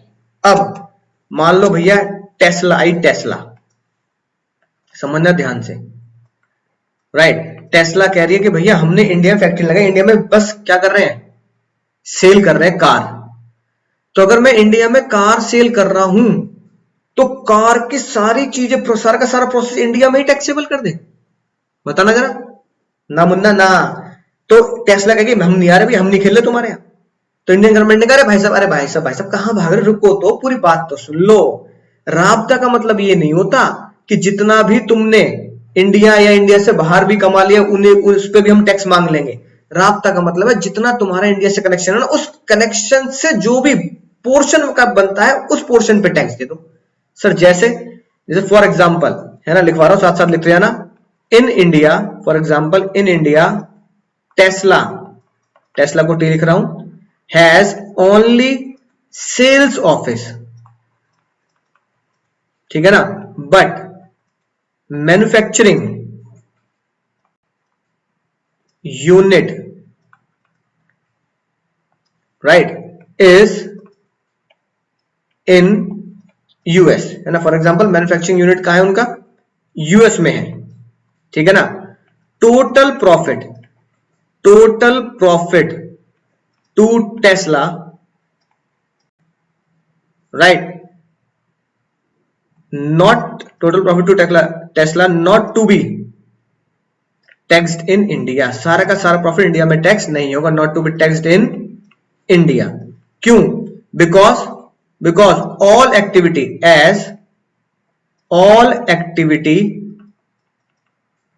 are not done in India, right। अब इस केस में कितना इंडिया में टैक्स होगा, तो आप क्या करेंगे, then only and only part of the profit, portion of the profit, part of profit taxable in India, है ना, part of the profit taxable in India, सिर्फ किससे, किस सेल परचेज से हुआ है, राइट। अब मान लो भैया सारी मैन्युफैक्चरिंग वहां हुई, लेबर भी वहां थी, ठीक है ना, राइट, मेजॉरिटी ऑफ पार्ट कहां था, यूएसए में था। तो टेस्ला वाले कह रहे हैं हमने मैन्युफैक्चरिंग यूएसए में करी, लेबर को यूएसए में पे किया, हमने डिजाइनिंग वहां के सब कुछ वहां के पास इंडिया में इंपोर्ट करके बेच दिया, ठीक है, और जो कार इंडिया में हमने बेची उससे कमाए मान लो 10 करोड़ रुपए का प्रॉफिट, कितना, 10 करोड़ रुपए का प्रॉफिट। तो भैया क्या 10 करोड़ रुपए में टैक्स पूरा का पूरा इंडिया में ले लोगे, नहीं, इंडियन गवर्नमेंट ने बोला चलो एक काम करते हैं, 10 करोड़ का जो प्रॉफिट है वो पूरा, है ना, 10 करोड़ का जो प्रॉफिट है वो पूरा टैक्स नहीं लेते, इसका प्रपोर्शन कर लेते हैं। अब प्रपोर्शन कैसे होगा, टेक्निकल बेसिस पे होगा, कैसे होगा सर, टेक्निकल बेसिस पे। देखो ये लिखी बात, if all the business connection not in India, सारा का सारा बिजनेस कनेक्शन इंडिया में नहीं है या बिजनेस ऑपरेशन इंडिया में नहीं है, जैसे टेस्ला के मैन्युफैक्चरिंग वगैरह सब बाहर है, ठीक है, लेकिन सेल वगैरह इंडिया में हो रही है, राइट। तो इंडिया में कितनी इनकम माने, the income of business deemed to acquired in India only such part of income which is reasonably attribute, reasonably attribute मतलब होता है जो आपने रीजनेबली कैलकुलेट किया है, right. The apportionment of profit should be rational, जो आप प्रॉफिट निकाल रहे हैं इंडिया में वो रीजनेबल होना चाहिए, यानी कि वो बिल्कुल तरीके से निकालना होना चाहिए, साइंटिफिक बेस्ड कैलकुलेशन होनी चाहिए, नॉट आर्बिट्रेरी, यानी कि वो आर्बिट्रेरी मतलब अनरीजनेबल तरीके से, रैंडम तरीके से प्रॉफिट ना हो। अब बिल्कुल साइंटिफिक तरीके से वैल्यूएशन करे, यानी गवर्नमेंट उसकी वैल्यूएशन करे, एक वैल्यूअर निकाले, ठीक है ना, कि भाई इसकी वैल्यू कितनी होगी, इसके लिए कोर्स वैल्यूएशन वगैरह कोर्स होते हैं, तो वो वैल्यूअर को बुलाया जाएगा, एक्सपर्ट को। जैसे हिस्ट्री चैनल पे एक राइट सीरियल आता है ना, बैगेज बैटल वगैरह, स्टोरेज वॉर्स वगैरह, तो एक्सपर्ट को बुलाते हैं, एक्सपर्ट चेक करता है कि भैया ये एक्चुअली में इसकी कीमत कितनी होगी, तो एक्सपर्ट को बुलाया जाए और एक्सपर्ट को बोला जाए कि भैया सब कुछ तो कहां चल रहा है, यूएस में चल रहा है, सिर्फ इंडिया में सेल हुई और प्रॉफिट कमाया, तो बताओ इंडियन गवर्नमेंट कितना टैक्स मांगे ताकि टेस्ला को भी बुरा ना लगे। तो भैया एक्सपर्ट ने बोला एक काम करो भैया 30%, यानी कि 3 करोड़ रुपए क्या कर दो, टैक्सेबल इन इंडिया। तो हम 30% टैक्सेबल करें इंडिया में, 70% 7 करोड़ रुपए इंडिया में टैक्स ना लिया जाए, not to be tax in India. इसका मतलब उस एक्सपर्ट पे भरोसा करेंगे, और उस एक्सपर्ट ने क्या बताया, उस एक्सपर्ट ने बताया इंडियन बिजनेस कनेक्शन कितना है, बिजनेस कनेक्शन इज 30%, कि भैया इंडिया में उस टेस्ला कंपनी का बिजनेस कनेक्शन 30% मानेंगे, बिल्कुल रीजनेबल और साइंटिफिक बेस पर। तो दोस्तों अगली बात सुनना बहुत ही ध्यान से, राइट। सर ये लिखा है in case of non resident, in case of sir non resident, यानी कि नॉन रेजिडेंट है, इन 4 केसेस में हम उसका बिजनेस कनेक्शन इंडिया में नहीं मानेंगे। यानी ये वाले जो 4 पॉइंट हम पढ़ने वाले हैं, इन 4 केसेस में there is no business connection India. अगर इंडिया में बिजनेस कनेक्शन नहीं है तो हम क्या कहेंगे, there is no applicability of section 9, section 9 भी इनके ऊपर नहीं लगेगा। इसका क्या मतलब हुआ सर, सेक्शन 9 नहीं लगेगा तो जो non resident Peter Parker India में आके ये चारों काम कर रहा है और कुछ पैसे कमा रहा है, तो सेक्शन 9 कहता है जब हम आपकी इनकम को डीम्ड इनकम इन इंडिया मानेंगे ही नहीं, तो आपको कोई टैक्स देने की जरूरत नहीं है इंडिया में। मजा यह कैसा है, यानी कि तो तोहफे की तरह है सर, तोहफे की तरह, राइट। यानी कि तोहफा जैसे हमने पहले पढ़ा था, ऐसे ही देखो सर और क्या तोहफा मिला इन 4 लोगों को। पहला तोहफा लाया एक अंकल जी है बांगड़ सीमेंट वाले, है ना, वो कह रहे हैं सस्ता ना है सबसे अच्छा। अब वो इंडिया में आए, है ना, याद आ गया ना, हाँ वही। अब वो इंडिया में आए, इंडिया में आके उन्होंने कुछ सामान परचेज किया, ठीक है, सामान इंडिया में आके, यानी कि वो नॉन रेजिडेंट है, ये बात है ना, सारा काम नॉन रेजिडेंट कर रहे हैं, नॉन रेजिडेंट इंडिया में आके सामान परचेज करता है, किस चीज के लिए, ताकि उस सामान को वो एक्सपोर्ट कर सके, अपने देश ले जा सके। यानी पहला काम नॉन रेजिडेंट ने क्या किया, परचेज किया, राइट, परचेज किया और अपने देश में ले गया। तो जो इंडिया में वो परचेज कर रहा है और अपने देश में जाके बेच के वो क्या करेगा, प्रॉफिट कमाएगा।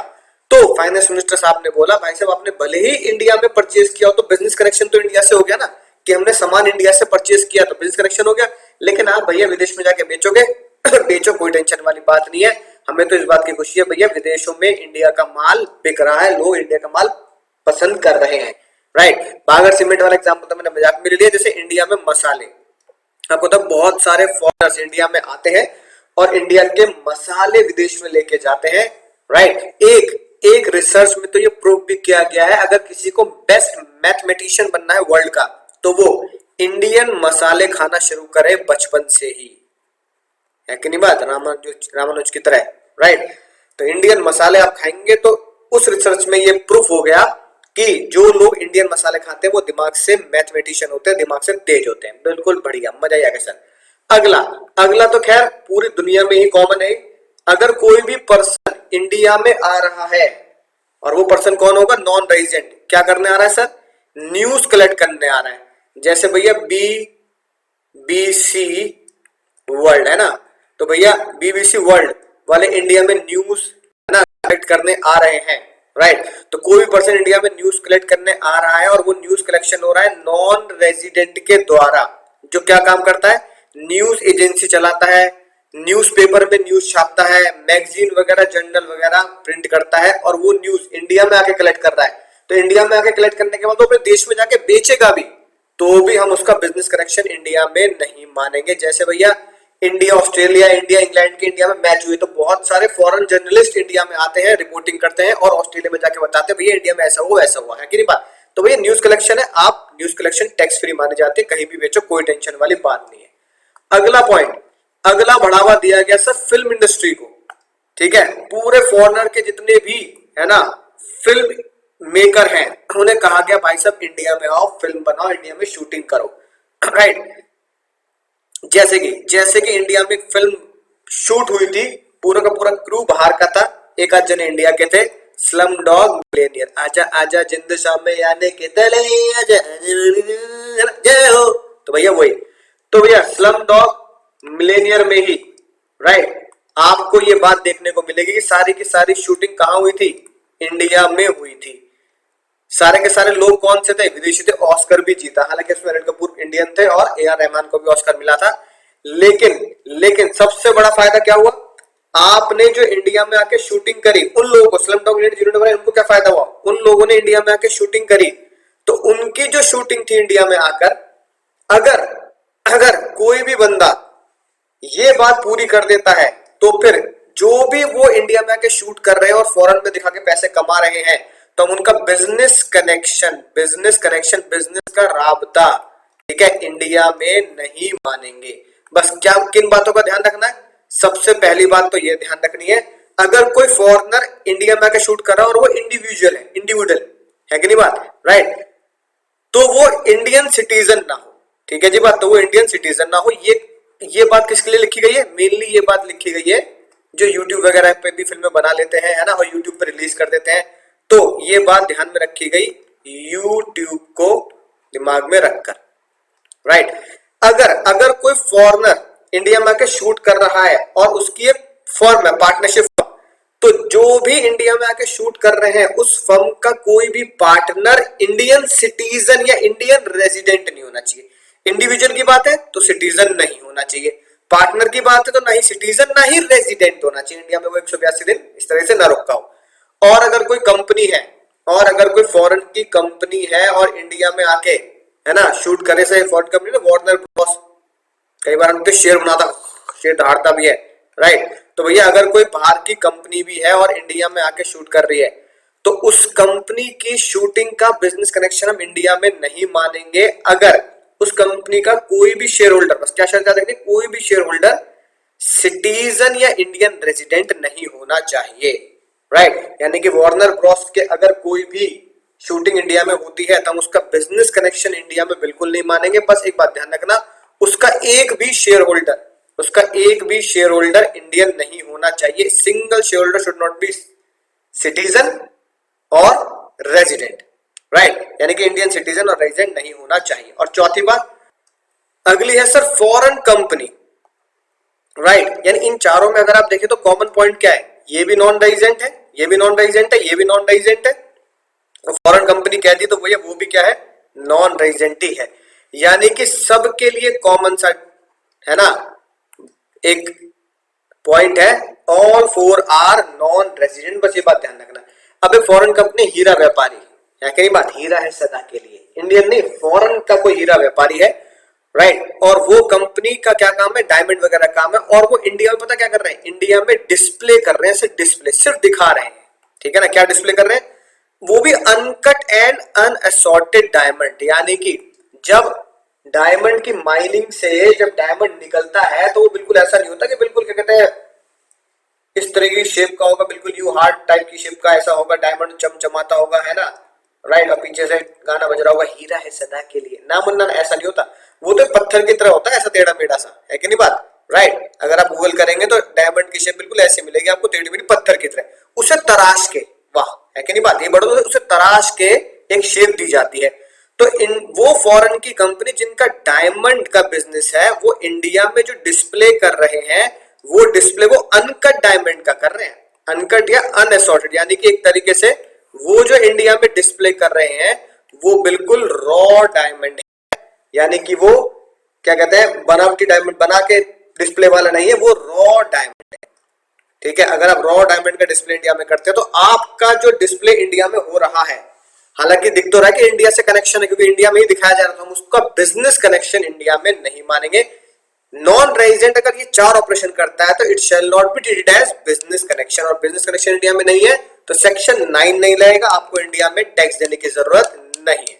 अब एक अगली बात बहुत ध्यान से समझना, आजकल के जमाने में जो क्या है सर, इलेक्ट्रॉनिक जमाना है, ठीक है ना, राइट। अब सोशल मीडिया के जमाने में जैसे कि फेसबुक, राइट, इसके लिए एक बेहतरीन सा लॉ बनाया गया, यूट्यूब, ठीक है ना। अब देखो पहली बात, पहले चलो बात कर लेते हैं सर किसकी, यूट्यूब की और फेसबुक की बात करते हैं, चलो, है ना। यूट्यूब वाले क्या कर रहे हैं, यूट्यूब वाले एक ऐसे कस्टमर जो कहां है, इंडिया में, कस्टमर इन इंडिया, या फिर उन कस्टमर का इंडिया में क्या है sir, IP address, IP address in India. Sir ये आईपी एड्रेस क्या है, आईपी एड्रेस, आईपी एड्रेस समझते हो, इंटरनेट प्रोटोकॉल, यानी कि जिससे ये पता लग जाता है कि आईपी एड्रेस के थ्रू ये लैपटॉप या ये इंटरनेट कनेक्शन कौन सी दुनिया में चल रहा है और दुनिया में किस जगह चल रहा है।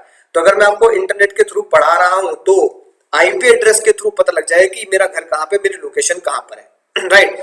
तो भैया कस्टमर इंडिया में है या उसका आईपी एड्रेस इंडिया में है, यूट्यूब वाले क्या कर रहे हैं, यूट्यूब वाले एड दिखा रहे हैं, एड्स, होता नहीं होता। अब देखो यूट्यूब में जो भी एड चलता है, ठीक है, राइट, तो जो यूट्यूबर होता है उसकी एड्स की इनकम होती है। जैसे आप मेरे चैनल पे जाएंगे, ठीक है ना, राइट, उसमें कुछ टैक्स के बहुत सारी नॉलेज आपको चैनल पे ही मैं डाल देता हूं, तो वैसे तो राइट आप देखेंगे तो आपको यहाँ पे यहीं पे अगर पूरा कंप्लीट हो जाता है, लेकिन कुछ बच्चे यूट्यूब पे जैसे देख लेते हैं कुछ, तो यूट्यूब पे आप चैनल पे जाएंगे तो वहां पे ऐड चल रहे हैं। अब वो जो ऐड चल रहे हैं वो किसके पास जाते हैं, जो यूट्यूब चैनल का ओनर है, जैसे मैं हूं, राइट। वो ऐड जो है वो दिखा किसको रहे हैं, अब वो ऐड डिस्प्ले किसको हो रहा है, डिस्प्ले किसको हो रहा है, डिस्प्ले हो रहा है इंडियन कस्टमर को।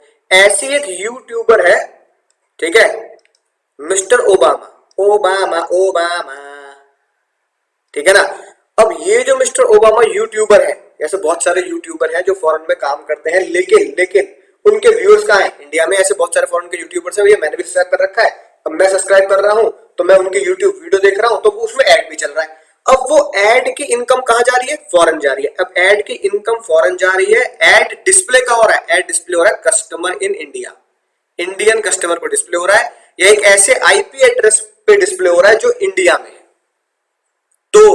तो सुनना ध्यान से, तो भैया हमारी सरकार ने ये बोला, ये जो ऐड आप इंडियन कस्टमर को दिखा रहे हैं, हम ये मानेंगे कि ये जो ऐड की इनकम है, इनकम का बिजनेस कनेक्शन, बिजनेस कनेक्शन कहां है, इन इंडिया। तो इनकम का बिजनेस कनेक्शन इंडिया में माना गया। ये ई मीडिया के लिए, यानी इलेक्ट्रॉनिक मीडिया के लिए, सोशल मीडिया के लिए, यूट्यूब वगैरह के लिए लॉ बनाया गया।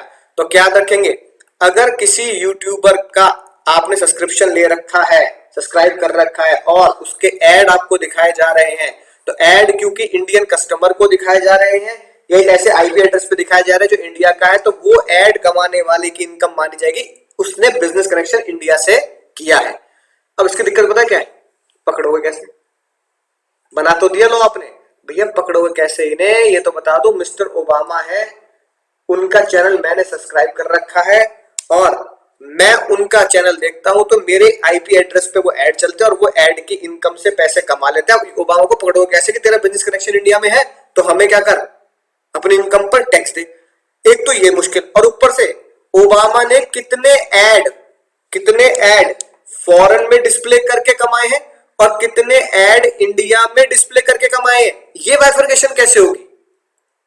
मान लो भैया 1 लाख लोगों ने उनका चैनल की वीडियो देखी, उसमें से इंडियंस ने कितनी देखी और फॉरेन की कितनी देखी। जो इंडियन कस्टमर है भैया उससे ही तो आप टैक्स वसूलने का काम कर सकते हो कि तुम्हारी इनकम इंडिया में मानी जाएगी।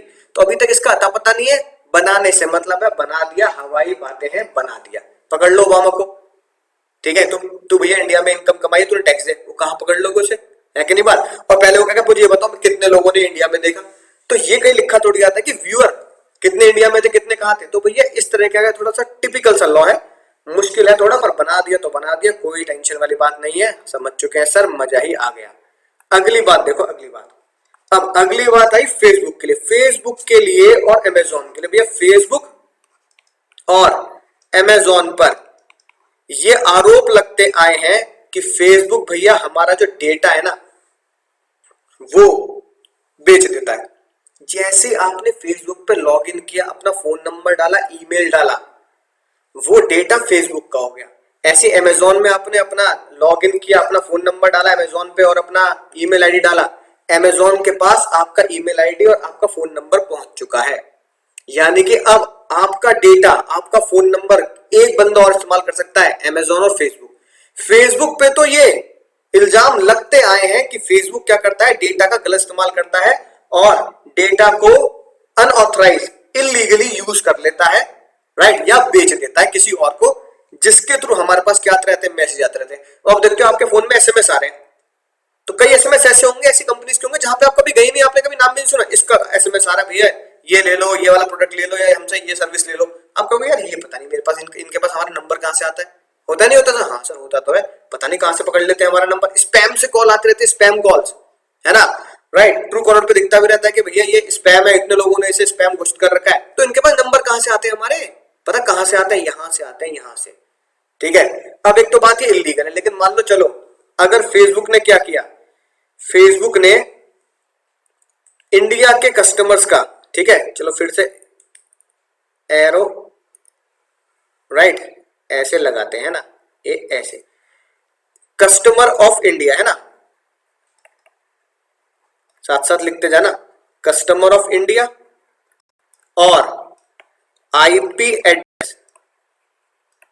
एड्रेस इन इंडिया, इंडिया के ग्राहक का या इंडिया के आईपी एड्रेस का, ग्राहक किसके हो गए हम, अमेजोन के। और फेसबुक कैसे डाटा निकाल रहा है हमारा, फेसबुक निकाल रहा है हमारा डाटा आईपी एड्रेस के थ्रू। डेटा निकाला तो भैया क्या हुआ, डेटा उनके पास पहुंच लिया ना, इंडियन कस्टमर का फेसबुक ने डेटा लिया। अब उसने दो इस्तेमाल करे डेटा के, समझना ध्यान से। पहला, फेसबुक ने क्या किया, फेसबुक ने बोला भैया हम तो कुछ सामान वामान बेचते नहीं, आप डेटा ही बेच लो। फेसबुक ने डेटा सेल कर दिया किसी और को। और अभी अभी फेसबुक पे इल्जाम लगा था, आप न्यूज पे सर्च करें गूगल पे, कि फेसबुक ने पता नहीं $200 में, पता नहीं $20 में डेटा ही बेच दिया। मतलब डेटा की जितनी इज्जत कर लो, $20 बेच रहे हो, तो भैया डेटा सेल कर दिया फेसबुक ने। या फिर क्या किया, उस डेटा का इस्तेमाल कर कर गुड्स सेल किए हैं, sell goods by using such data, right. तो भैया सरकार ने ये बोला, सुनो ध्यान से, सरकार ने बोला भाई साहब फेसबुक ने अगर ऐसा काम किया है, या तो उसने डेटा ही बेच दिया, फेसबुक ने हमारा डेटा लिया और किसी कंपनी को बेच दिया, वहां से हमारे पास कॉल आते रहते हैं, स्पैम कॉल्स और मैसेज आते रहते हैं। या फिर फेसबुक ने क्या किया खुद ही, या अमेजोन ने क्या किया खुद ही हमारे पास मैसेज भेज रहे हैं, नोटिफिकेशन भेज रहे हैं कि भैया ये सामान खरीद लो। अमेजोन आप देखोगे तो अमेजोन के ऐप पे अमेजोन के भी गुड्स आते हैं, ठीक है ना, जीन्स वगैरह अमेजोन खुद भी बनाता है अपना, राइट। तो अपने गुड्स बेच दिए। तो भैया अमेजोन ने जो अपने गुड्स बेचे हमें, और फेसबुक ने जो हमारा डेटा बेच दिया किसी और को, भैया हमें बेच रहे हो हमारा डेटा इस्तेमाल कर कर, या फिर हमारा डेटा ही बेच रहे हो, है तो हम इंडियन, तो भैया इंडियन ग्राहक है, राइट, और इंडियन आईपी एड्रेस है, तो ये माना जाएगा कि बिजनेस कनेक्शन आपका इंडिया में है।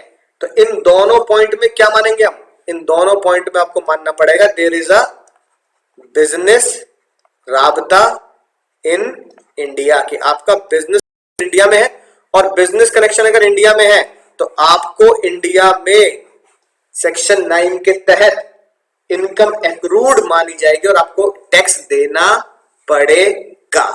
तो एक बार देखते हैं दोस्तों, नोट्स में यही प्यार भरी बात लिखी है, मजा ही आ गया। एक्सप्लेनेशन 3 डाली गई, for the removal of doubt. इसका मतलब यह है कि भैया ये तो बात सच है, बस आपका डाउट दूर कर रहे हैं। इनकम का कनेक्शन क्या माना जाएगा, इंडिया में माना जाएगा, और आपका बिजनेस कनेक्शन की इनकम में ये इनकम भी जोड़ दी जाएगी, राइट। ऊपर के जो पहले हमने 4 पॉइंट पढ़े थे, डायमंड वाला, शूटिंग वाला, न्यूज वाला, याद आ गया ना बात, और इंडिया से ले जाकर सामान इंपोर्ट, मसाले वाला, वो बिजनेस कनेक्शन इंडिया में नहीं है।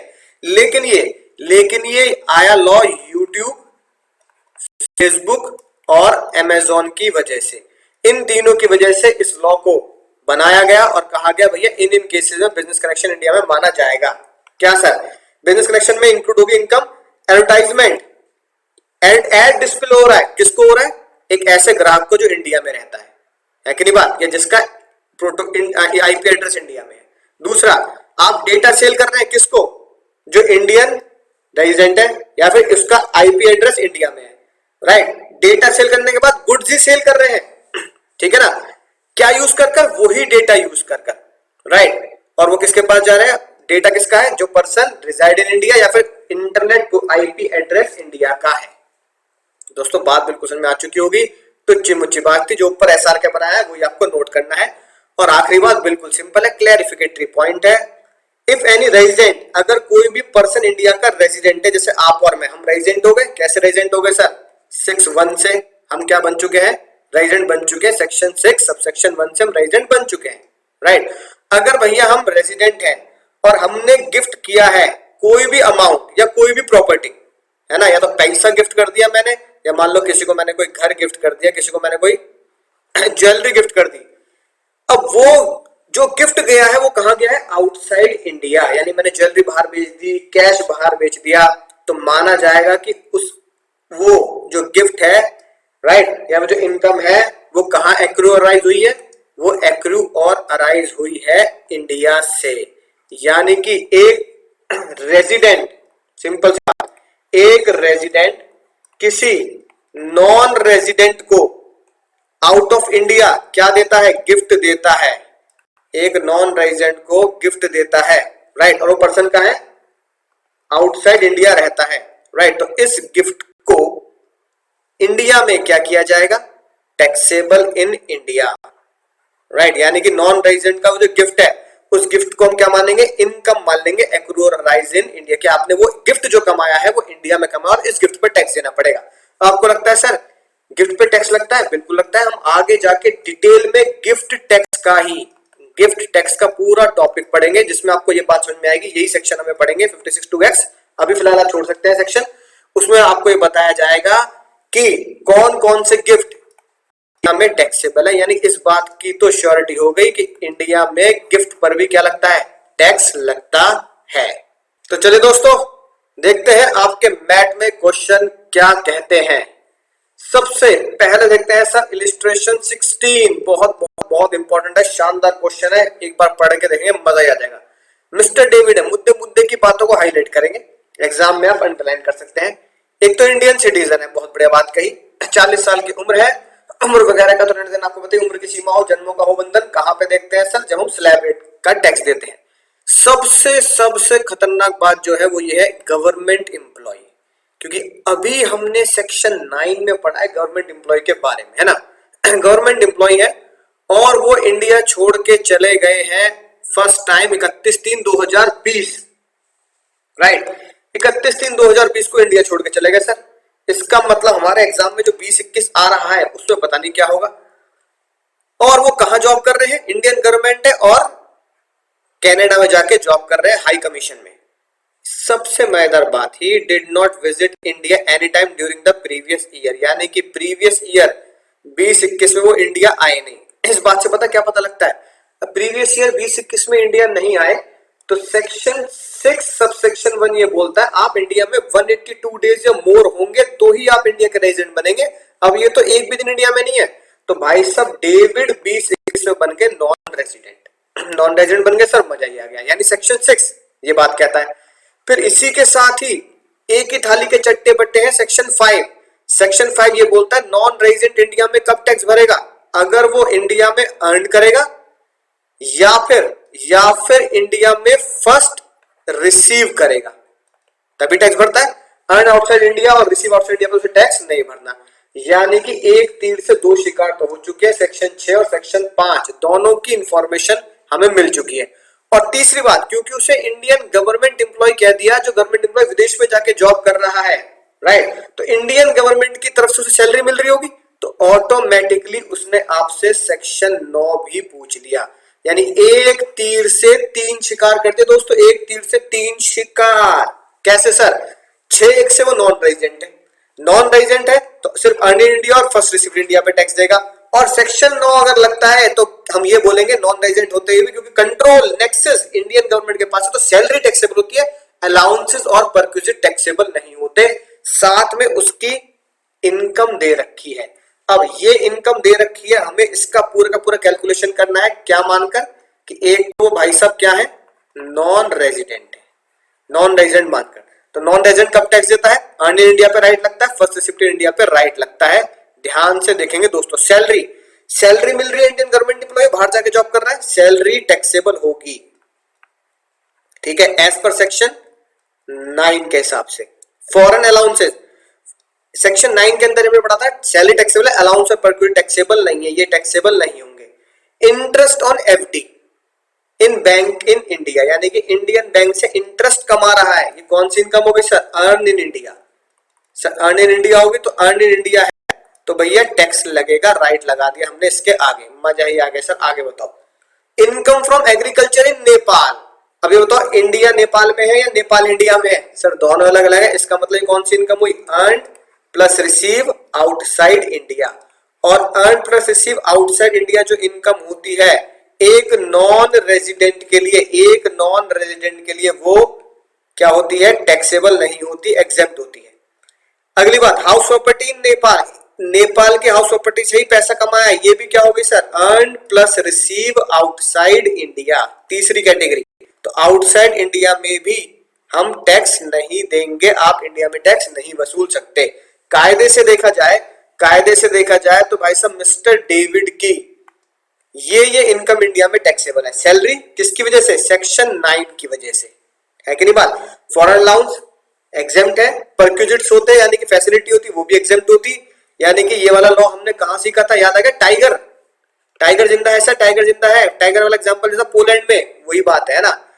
Earn in India, earn and receive outside India taxable नहीं है, यानी कि ये एग्जेम्प्ट है, अर्न इन इंडिया सेक्शन 5 लगा, earn and receive outside India section 5 लगा, राइट। तो सेक्शन 9 और 5 से हमने कैलकुलेशन कर दिया, क्या पहचान कर कि वो नॉन रेजिडेंट है। सिंपल क्वेश्चन था सर, मजा ही आ गया, सिंपल होते हुए भी धमाकेदार था। एग्जाम में कैसे लिखेंगे सर, एग्जाम में बिल्कुल डिट्टो, भैया डिट्टो ऐसे ही लिखना है जैसे आपके आईसीआई ने सॉल्यूशन दे रखा है। पहला स्टेप, एज पर सेक्शन 6(1) वो नॉन रेजिडेंट है। दूसरा step, as per section 5, sub section 2 भी मत लगाओ तो 5 लिख दो, बहुत है, राइट। 5 के अकॉर्डिंगली आप इंडिया में कब टैक्स देंगे, अगर आप अर्न इन इंडिया है और रिसीव इन इंडिया है तभी आप इंडिया में टैक्स देंगे। एक्रोराइज को क्या बोलते हैं, अर्न इन इंडिया, ठीक है। ये मैंने पहले लॉ को एक्सप्लेन कर दिया, साथ के साथ आप सेक्शन 9 को भी इसी में एक्सप्लेन कर सकते हैं, हालांकि नीचे लिखा है देखो सेक्शन 9 में क्या लिखा है, income from salary payable by government of India to citizen of India, जो सर्विस कहां दे रहे हैं, आउटसाइड इंडिया में दे रहे हैं, तो हम माने जाएंगे कि आपने इंडिया में इनकम डीम टू एक्रोराइज किया, सेक्शन 9। फिर मैंने यहां पर सेक्शन 9 को भी एक्सप्लेन कर दिया, राइट। तो आप ये पहले तीनों स्टेप लिख दे, 6(1) को बता दे, 5 को बता दे और फिर 9 को बता दे, और उसके बाद अगले स्टेप में सॉल्यूशन लिख दे। क्या लिखेंगे सॉल्यूशन, एग्रीकल्चर जो है नेपाल में या हाउस प्रॉपर्टी जो है नेपाल में वो इंडिया में टैक्सेबल नहीं होगी, है ना। क्यों नहीं होगी सर, मजा आ गया, क्योंकि सेक्शन 5 क्या बोलता है, earn and receive outside India. फिर क्या लिखा, अलाउंसेस और परक्विजिट्स है ना, वो भी इंडिया में टैक्सेबल नहीं है, पर सैलरी इंडिया में टैक्सेबल है, ठीक है, राइट। सेक्शन याद हो जाए तो याद हो जाए, वरना कोई टेंशन वाली बात नहीं है। इसलिए फॉरेन अलाउंसेस एग्जेम्प्ट होंगे मिस्टर डेविड के लिए।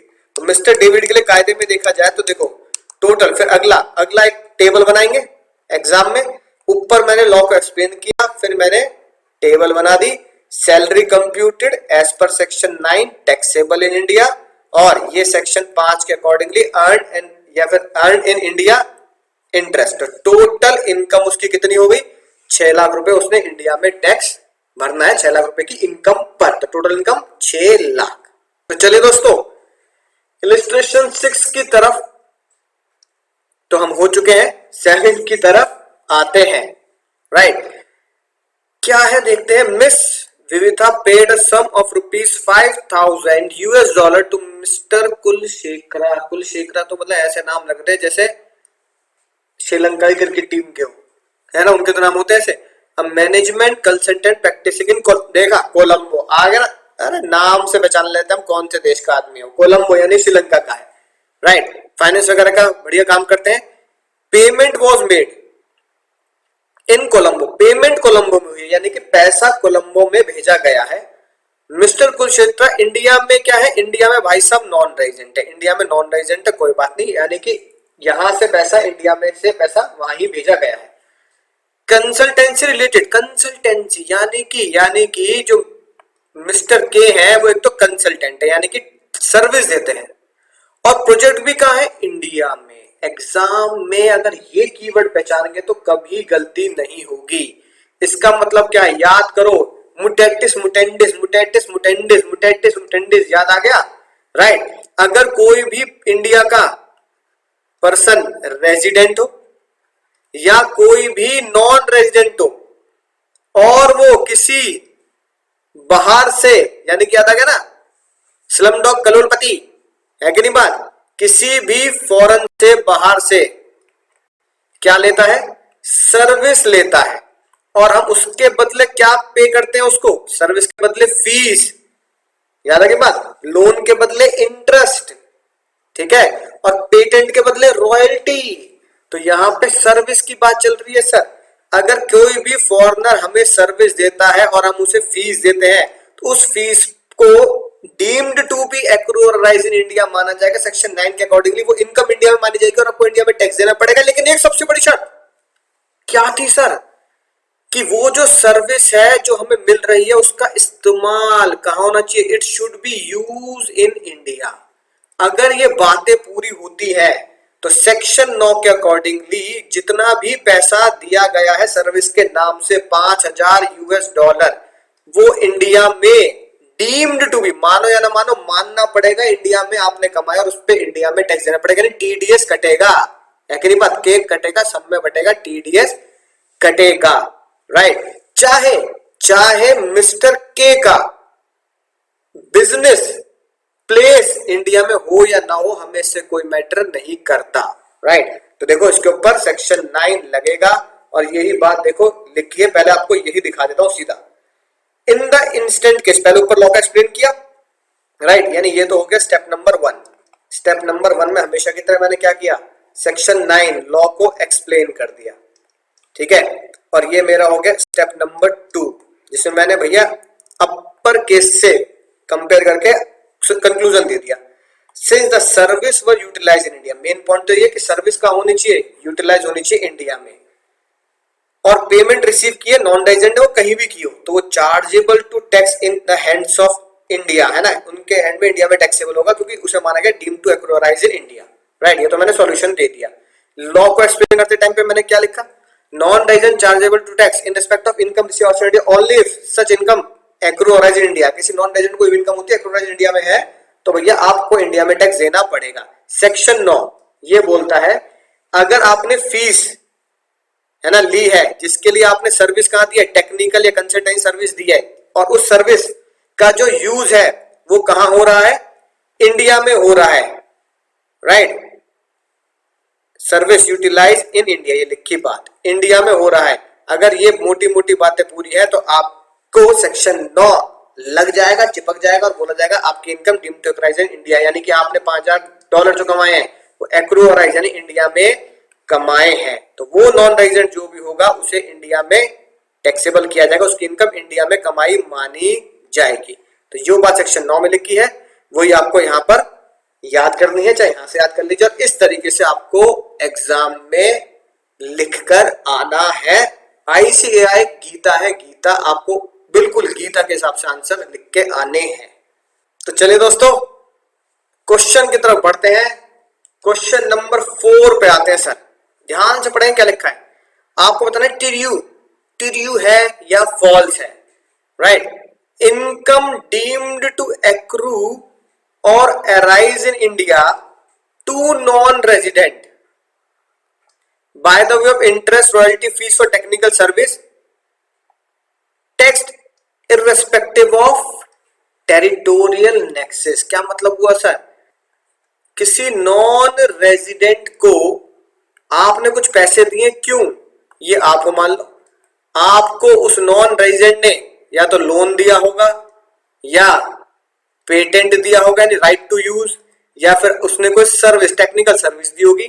इसी वजह से आपने उस नॉन रेजिडेंट को क्या दिया है, लोन के बदले इंटरेस्ट दिया, पेटेंट के बदले रॉयल्टी दी है और सर्विस के बदले फीस दी है। यहां भी तो ये लिखा है, लोन के बदले इंटरेस्ट दिया है, रॉयल्टी दी है पेटेंट के बदले और फीस दी है सर्विस के बदले।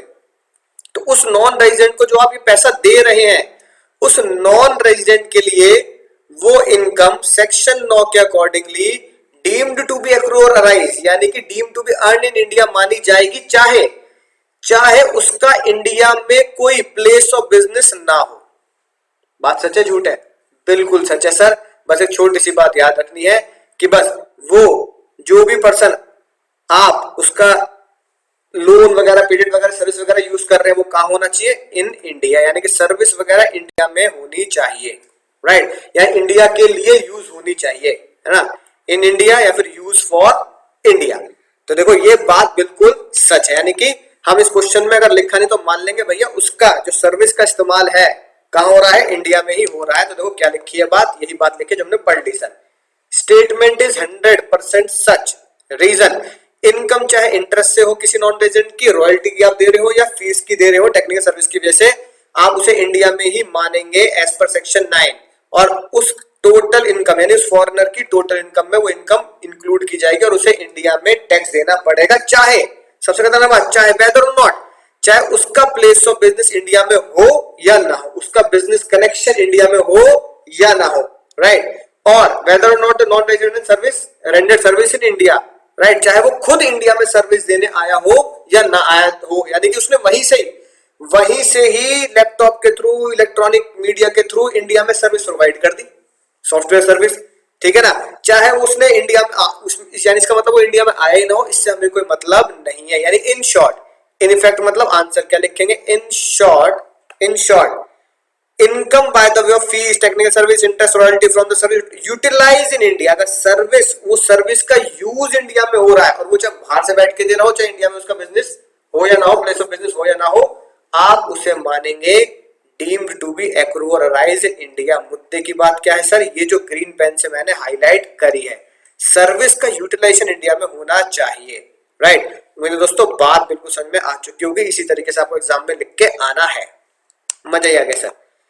क्वेश्चन 5 देखो, क्वेश्चन 5 वो कह रहा है examine with the reason, reason भी देना है और रीजन प्रेजेंटेशन बिल्कुल वैसी करनी है जैसे यहां पर दी है आपकी बुकलेट में। क्या फॉलोइंग ट्रांजैक्शन जो की गई हैं वो इनकम टैक्स को अट्रैक्ट करती हैं, यानी कि वो इनकम इंडिया में मानी जाएगी और इंडिया में टैक्सेबल होगी या नहीं होगी, ये आपको बताना है। पहली बात तो ये पढ़ते ही समझ में आ रही बात, सरकारी आदमी सुनते ही दिमाग में गूंजता है ट्रैक से करेंगे उसका स्वागत, यानी कि एक था टाइगर के बारे में बात चल रही है सर। सैलरी पे कर रही है Indian government to tiger, mister John नाम लिख दिया यहाँ पे, सिटीजन ऑफ इंडिया, ऑब्वियसली बात है हमने यही पढ़ा था, इंडियन सिटीजन होने चाहिए, 7 लाख रुपए, और वो भाई साहब सर्विस रेंडर्ड कर रहे हैं आउटसाइड इंडिया, पोलैंड को सर्विस दे रहे हैं, पोलैंड में सर्विस दे रहे हैं, कोई टेंशन वाली बात नहीं, सरकारी आदमी है, सरकारी आदमी बाहर जाके सर्विस देता है तो गवर्नमेंट का कंट्रोल रहता है, नेक्सस सैलरी पर गवर्नमेंट का रहता है, तो सैलरी टैक्सेबल होगी, लेकिन अलाउंसेस ऑफ टैक्स टैक्सेबल नहीं होते, राइट। तो आप क्या लिखेंगे, सैलरी टैक्सेबल है, ठीक है ना, यानी इस पे उसकी इनकम है ना इंडिया में मानी जाएगी, income deemed to be deemed earn in India, ठीक है सर, मजा ही आ गया। अभी देखेंगे एग्जाम में कैसे लिखना है। दूसरा पॉइंट डिस्कस कर लेते हैं sir, interest on money borrowed from outside India. Oh, यानी कि ये कहानी आ गई फिर से कौन सी भैया, ये आप है ना, राइट, या चलो नॉन रेजिडेंट की बात चल रही है। एक नॉन रेजिडेंट ने इंडिया के बाहर से वर्ल्ड बैंक से क्या लिया, मनी बोरो कर लिया, और वो नॉन रेजिडेंट बाहर क्या भेज रहा है, इंटरेस्ट भेज रहा है। इस इंटरेस्ट पर टीडीएस काटा जाएगा, आज ही पढ़ा है, टीडीएस काटा जाएगा अगर जो लोन लिया है ना उसका इस्तेमाल कहाँ होता हो, इंडिया में होता हो, या उसका यूसेज इंडिया के लिए हो, तो भैया आपको सेक्शन 9 चिपक जाएगा और आपकी इनकम को deem to be accrue or arise in India माना जाएगा। तो देखो ये बात लिखी है, राइट, इंटरेस्ट आउटसाइड इंडिया से यानी कि इंडिया के बाहर से लिया गया है एक नॉन रेजिडेंट के द्वारा। पर्पस कहाँ है, पर्पस है खतरनाक बात ये, बिजनेस विद इन इंडिया, यानी पर्पस जो है उसका इस्तेमाल कहाँ किया जा रहा है, इंडिया के लिए। तो इसका मतलब क्या होगा, सेक्शन 9 के अकॉर्डिंगली ये भी उसकी इनकम इंडिया में मानी जाएगी, उसे टैक्स देना पड़ेगा। मजा ही आ गया सर। पोस्ट ऑफिस को देखो, पोस्ट ऑफिस सेविंग बैंक है 19,000 रुपए का, receive by resident of India, Ram age 40। देखो पोस्ट ऑफिस है ना, यहाँ पे डॉलर लगा देते हैं क्योंकि पोस्ट ऑफिस के केस में एक बात ध्यान रखना बच्चों, पोस्ट ऑफिस के केस में दो सेक्शन लगते हैं, एक section 10 sub section 15 plus section 80 टा टा टा टा। तो ये अभी ना हमने 10-15 पढ़ा है, ना अभी 10 ओ सॉरी ना अभी 80 टीटीए पढ़ा है। 10-15 कहता है अगर पोस्ट ऑफिस का ब्याज है तो 3500 रुपए क्या करना पड़ेगा, आपको माफी एग्जम्पशन मिलेगी। टीटीए कहता है कि अगर पोस्ट ऑफिस का ब्याज है तो अलग से 10,000 रुपए भी आपको डिडक्शन मिल जाएगी, 10,000 रुपए भी आप घटा सकते हैं अपनी इनकम में से। तो भैया 3500 ये माफ कर दिए जाएंगे, 10,000 रुपए ये घटा दिए जाएंगे, तो टोटल 13,500 रुपए आपके टैक्स नहीं होने के, ये कहता है। हम पढ़ेंगे बाद में, है ना, राइट। तो बचा कितना, 19,000 में से 13,500 घटा देंगे, 5,500 रुपए बचेंगे, तो 5,500 रुपए टैक्स देना है। डिटेल में सेक्शन आगे पढ़ेंगे, चिंता की कोई बात नहीं है सर, मजा ही आ गया। अगला पॉइंट बता दीजिए sir, royalty paid by resident to non resident in respect of biz. Royalty वाली बात आ गई दोस्तों, ये रेजिडेंट है, ये नॉन रेजिडेंट है। नॉन रेजिडेंट ने एक इंडिया में आपको पेटेंट दिया होगा, पेटेंट, आपने उसके बदले नॉन रेजिडेंट को क्या दिया है सर, रॉयल्टी दिया, रॉयल्टी, ठीक है ना। अब वो रॉयल्टी इंडिया में तभी टैक्सेबल मानी जाएगी, आपको बताइए, अगर उसका यूज कहां हो, वो रॉयल्टी का इस्तेमाल है ना, या रॉयल्टी का जो भी बेनिफिट है उसका इस्तेमाल कहां किया जा रहा है, इन इंडिया। अगर इंडिया में है तो सेक्शन 9 चिपक जाएगा, अगर इंडिया में नहीं है तो सेक्शन 9 कहेगा जा सिमरन जा जी ले अपनी जिंदगी। खतरनाक बात क्या लिखी है, खतरनाक बात लिखी है, business carried on outside India. ओ सर क्या कह दिया, ये क्या कह दिया, बिजनेस आउटसाइड इंडिया है, तो इसका मतलब सेक्शन 9 नहीं लगेगा, आपकी रॉयल्टी इनकम इंडिया में डीम्ड टू बी एक्रूड और राइज नहीं मानी जाएगी। मजा ही आ गया सर, इस पे लग जाएगा कांटा, कोई टेंशन वाली बात नहीं है, यानी कि ये राइट ये राइट ये राइट ये कांटा। आखिरी और देख लेते सर, लीगल फीस पे करी है, लीगल फीस, टेक्निकल समझती वैसे नॉर्मल लीगल फीस पे की है दिल्ली में। खतरनाक वर्ड क्या है सर, इन दिल्ली, ये है सबसे danger word sir, in Delhi, paid in Delhi, right. India में आप पे कर रहे हैं, पहली बार प्राप्त कर रहे हैं, to a lawyer of UK, UK lawyer को, है ना, वो जो इंडिया में विजिट करने आया दिल्ली हाई कोर्ट में, पेड यानी 5 लाख रुपए आप इंडिया में पे कर रहे हैं, तो इसका मतलब वो इंडिया में आके कमा भी रहा है और फर्स्ट रिसीव भी कर रहा है। अगर देखा जाए तो यूके का लॉयर है, नॉन रेजिडेंट है, और एक नॉन रेजिडेंट इंडिया में कब टैक्स देता है, if he received in India, first received in India या अर्न इन इंडिया। तो हम मान लेते हैं उसने क्या लिखा है, फर्स्ट रिसिप्ट इन दिल्ली यानी कि इंडिया, तो उसे यहां पर इंडिया में टैक्स देना पड़ेगा सेक्शन 5 के अकॉर्डिंगली, राइट। उम्मीद दोस्तों बात समझ में आ चुकी होगी, एक एक करके देख लेते हैं जो हमने सोचा क्या वो पाया या नहीं पाया। टैक्सेबल, ये बात सही है, ठीक है, सेक्शन 9 के हिसाब से बिल्कुल सही बात है, टाइगर जिंदा है वाली बात, सिटीजन ऑफ इंडिया है, सारी बातें वही लिखी हैं। फिर क्या हुआ, देयरफॉर पहले लॉ को एक्सप्लेन किया, फिर यहां से मैंने इन द प्रेजेंट केस उनकी सैलरी इंडिया में टैक्सेबल होगी, ये बात हम नेक्स्ट चैप्टर में पढ़ेंगे। जो भी सैलरी कमाता है उसे 50,000 रुपए की फ्लैट डिडक्शन दे दी जाती है, 50,000 रुपए घटा दिए जाते हैं, कोई टेंशन वाली बात नहीं है। दूसरा भी सही है सर हमारा, 5 लाख टैक्सेबल सेक्शन 9 के हिसाब से, राइट। बस किन बातों का ध्यान रखना है, बिजनेस कहां हो रहा है sir, business carried on by such person in India. मजा ही आ गया सर। अगला भी क्या है जो मैंने आपको बताया, पोस्ट ऑफिस के इंटरेस्ट पर 2 सेक्शन लगते हैं, एक सेक्शन 10-15 और एक सेक्शन टीटीए टाटा, राइट। तो देखा जाए तो 19,000 में से टोटल 10,000 घटा दिए और 3500 रुपए घटा दिए, तो 5500 टैक्सेबल होंगे, डॉलर बना देते हैं, ये बिल्कुल आगे डिटेल में पढ़ेंगे, लेकिन आपको यहाँ बात समझ में आ चुकी है मुझे पूरी उम्मीद है। अगला बात भी बिल्कुल सही है sir, non taxable. Sir non taxable क्यों है? क्योंकि उसका इस्तेमाल राइट इंडिया में नहीं हुआ, business carried on outside India, इसलिए हम उसे इंडिया में टैक्स नहीं कर रहे। और आखिरी बात भी बिल्कुल सही निकली सर हमारी, 5 लाख रुपए टैक्सेबल है, क्योंकि कोई भी नॉन रेजिडेंट अगर इंडिया में आके पैसे कमाता है तो हम क्या मानेंगे, deem to be resident India for receive in India income which is received in India, यानी कि सेक्शन 5 के accordingly first receipt in India हमने यहां पर मान लिया। तो लीगल चार्जेस जो मिले हैं वकील साहब को, ठीक है ना, वो इंडिया में टैक्सेबल होंगे, आपको टैक्स देना पड़ेगा। अब तो जेल में आना पड़ेगा, जेल की रोटी खानी पड़ेगी, जेल का पानी पीना पड़ेगा, जेल में टैक्स देना ही पड़ेगा। तो मेरे दोस्तों पूरा चैप्टर आप रिकॉल करेंगे तो आपको पता लगेगा, एक एक चीज बहुत शानदार तरीके से समझ में आ चुकी है। क्वेश्चन बैंक हम अपना भी कर चुके हैं, आईसीआई का भी क्वेश्चन बैंक कर चुके हैं। जो भी आपके डाउट्स है, जो मुझे उम्मीद है होंगे भी नहीं, राइट, आपको लाइव क्लास में मैं डिस्कस करूंगा। तो चलिए मिलते हैं अगले लेक्चर में, तब तक आपको बताइए, रिपीट कीजिए, पढ़िए, याद कीजिए, ढेर ढेर ढेर सारी प्रैक्टिस कीजिए, ताकि हम एग्जाम में पूरे में से पूरे नंबर ला सके। और दोस्तों के साथ शेयर कीजिए, सेक्शन फेंक के मारिए, सेक्शन 6, 6, 1, 9 सब मजा ही आने वाला है। तो मिलता हूँ अगले लेक्चर में, तब तक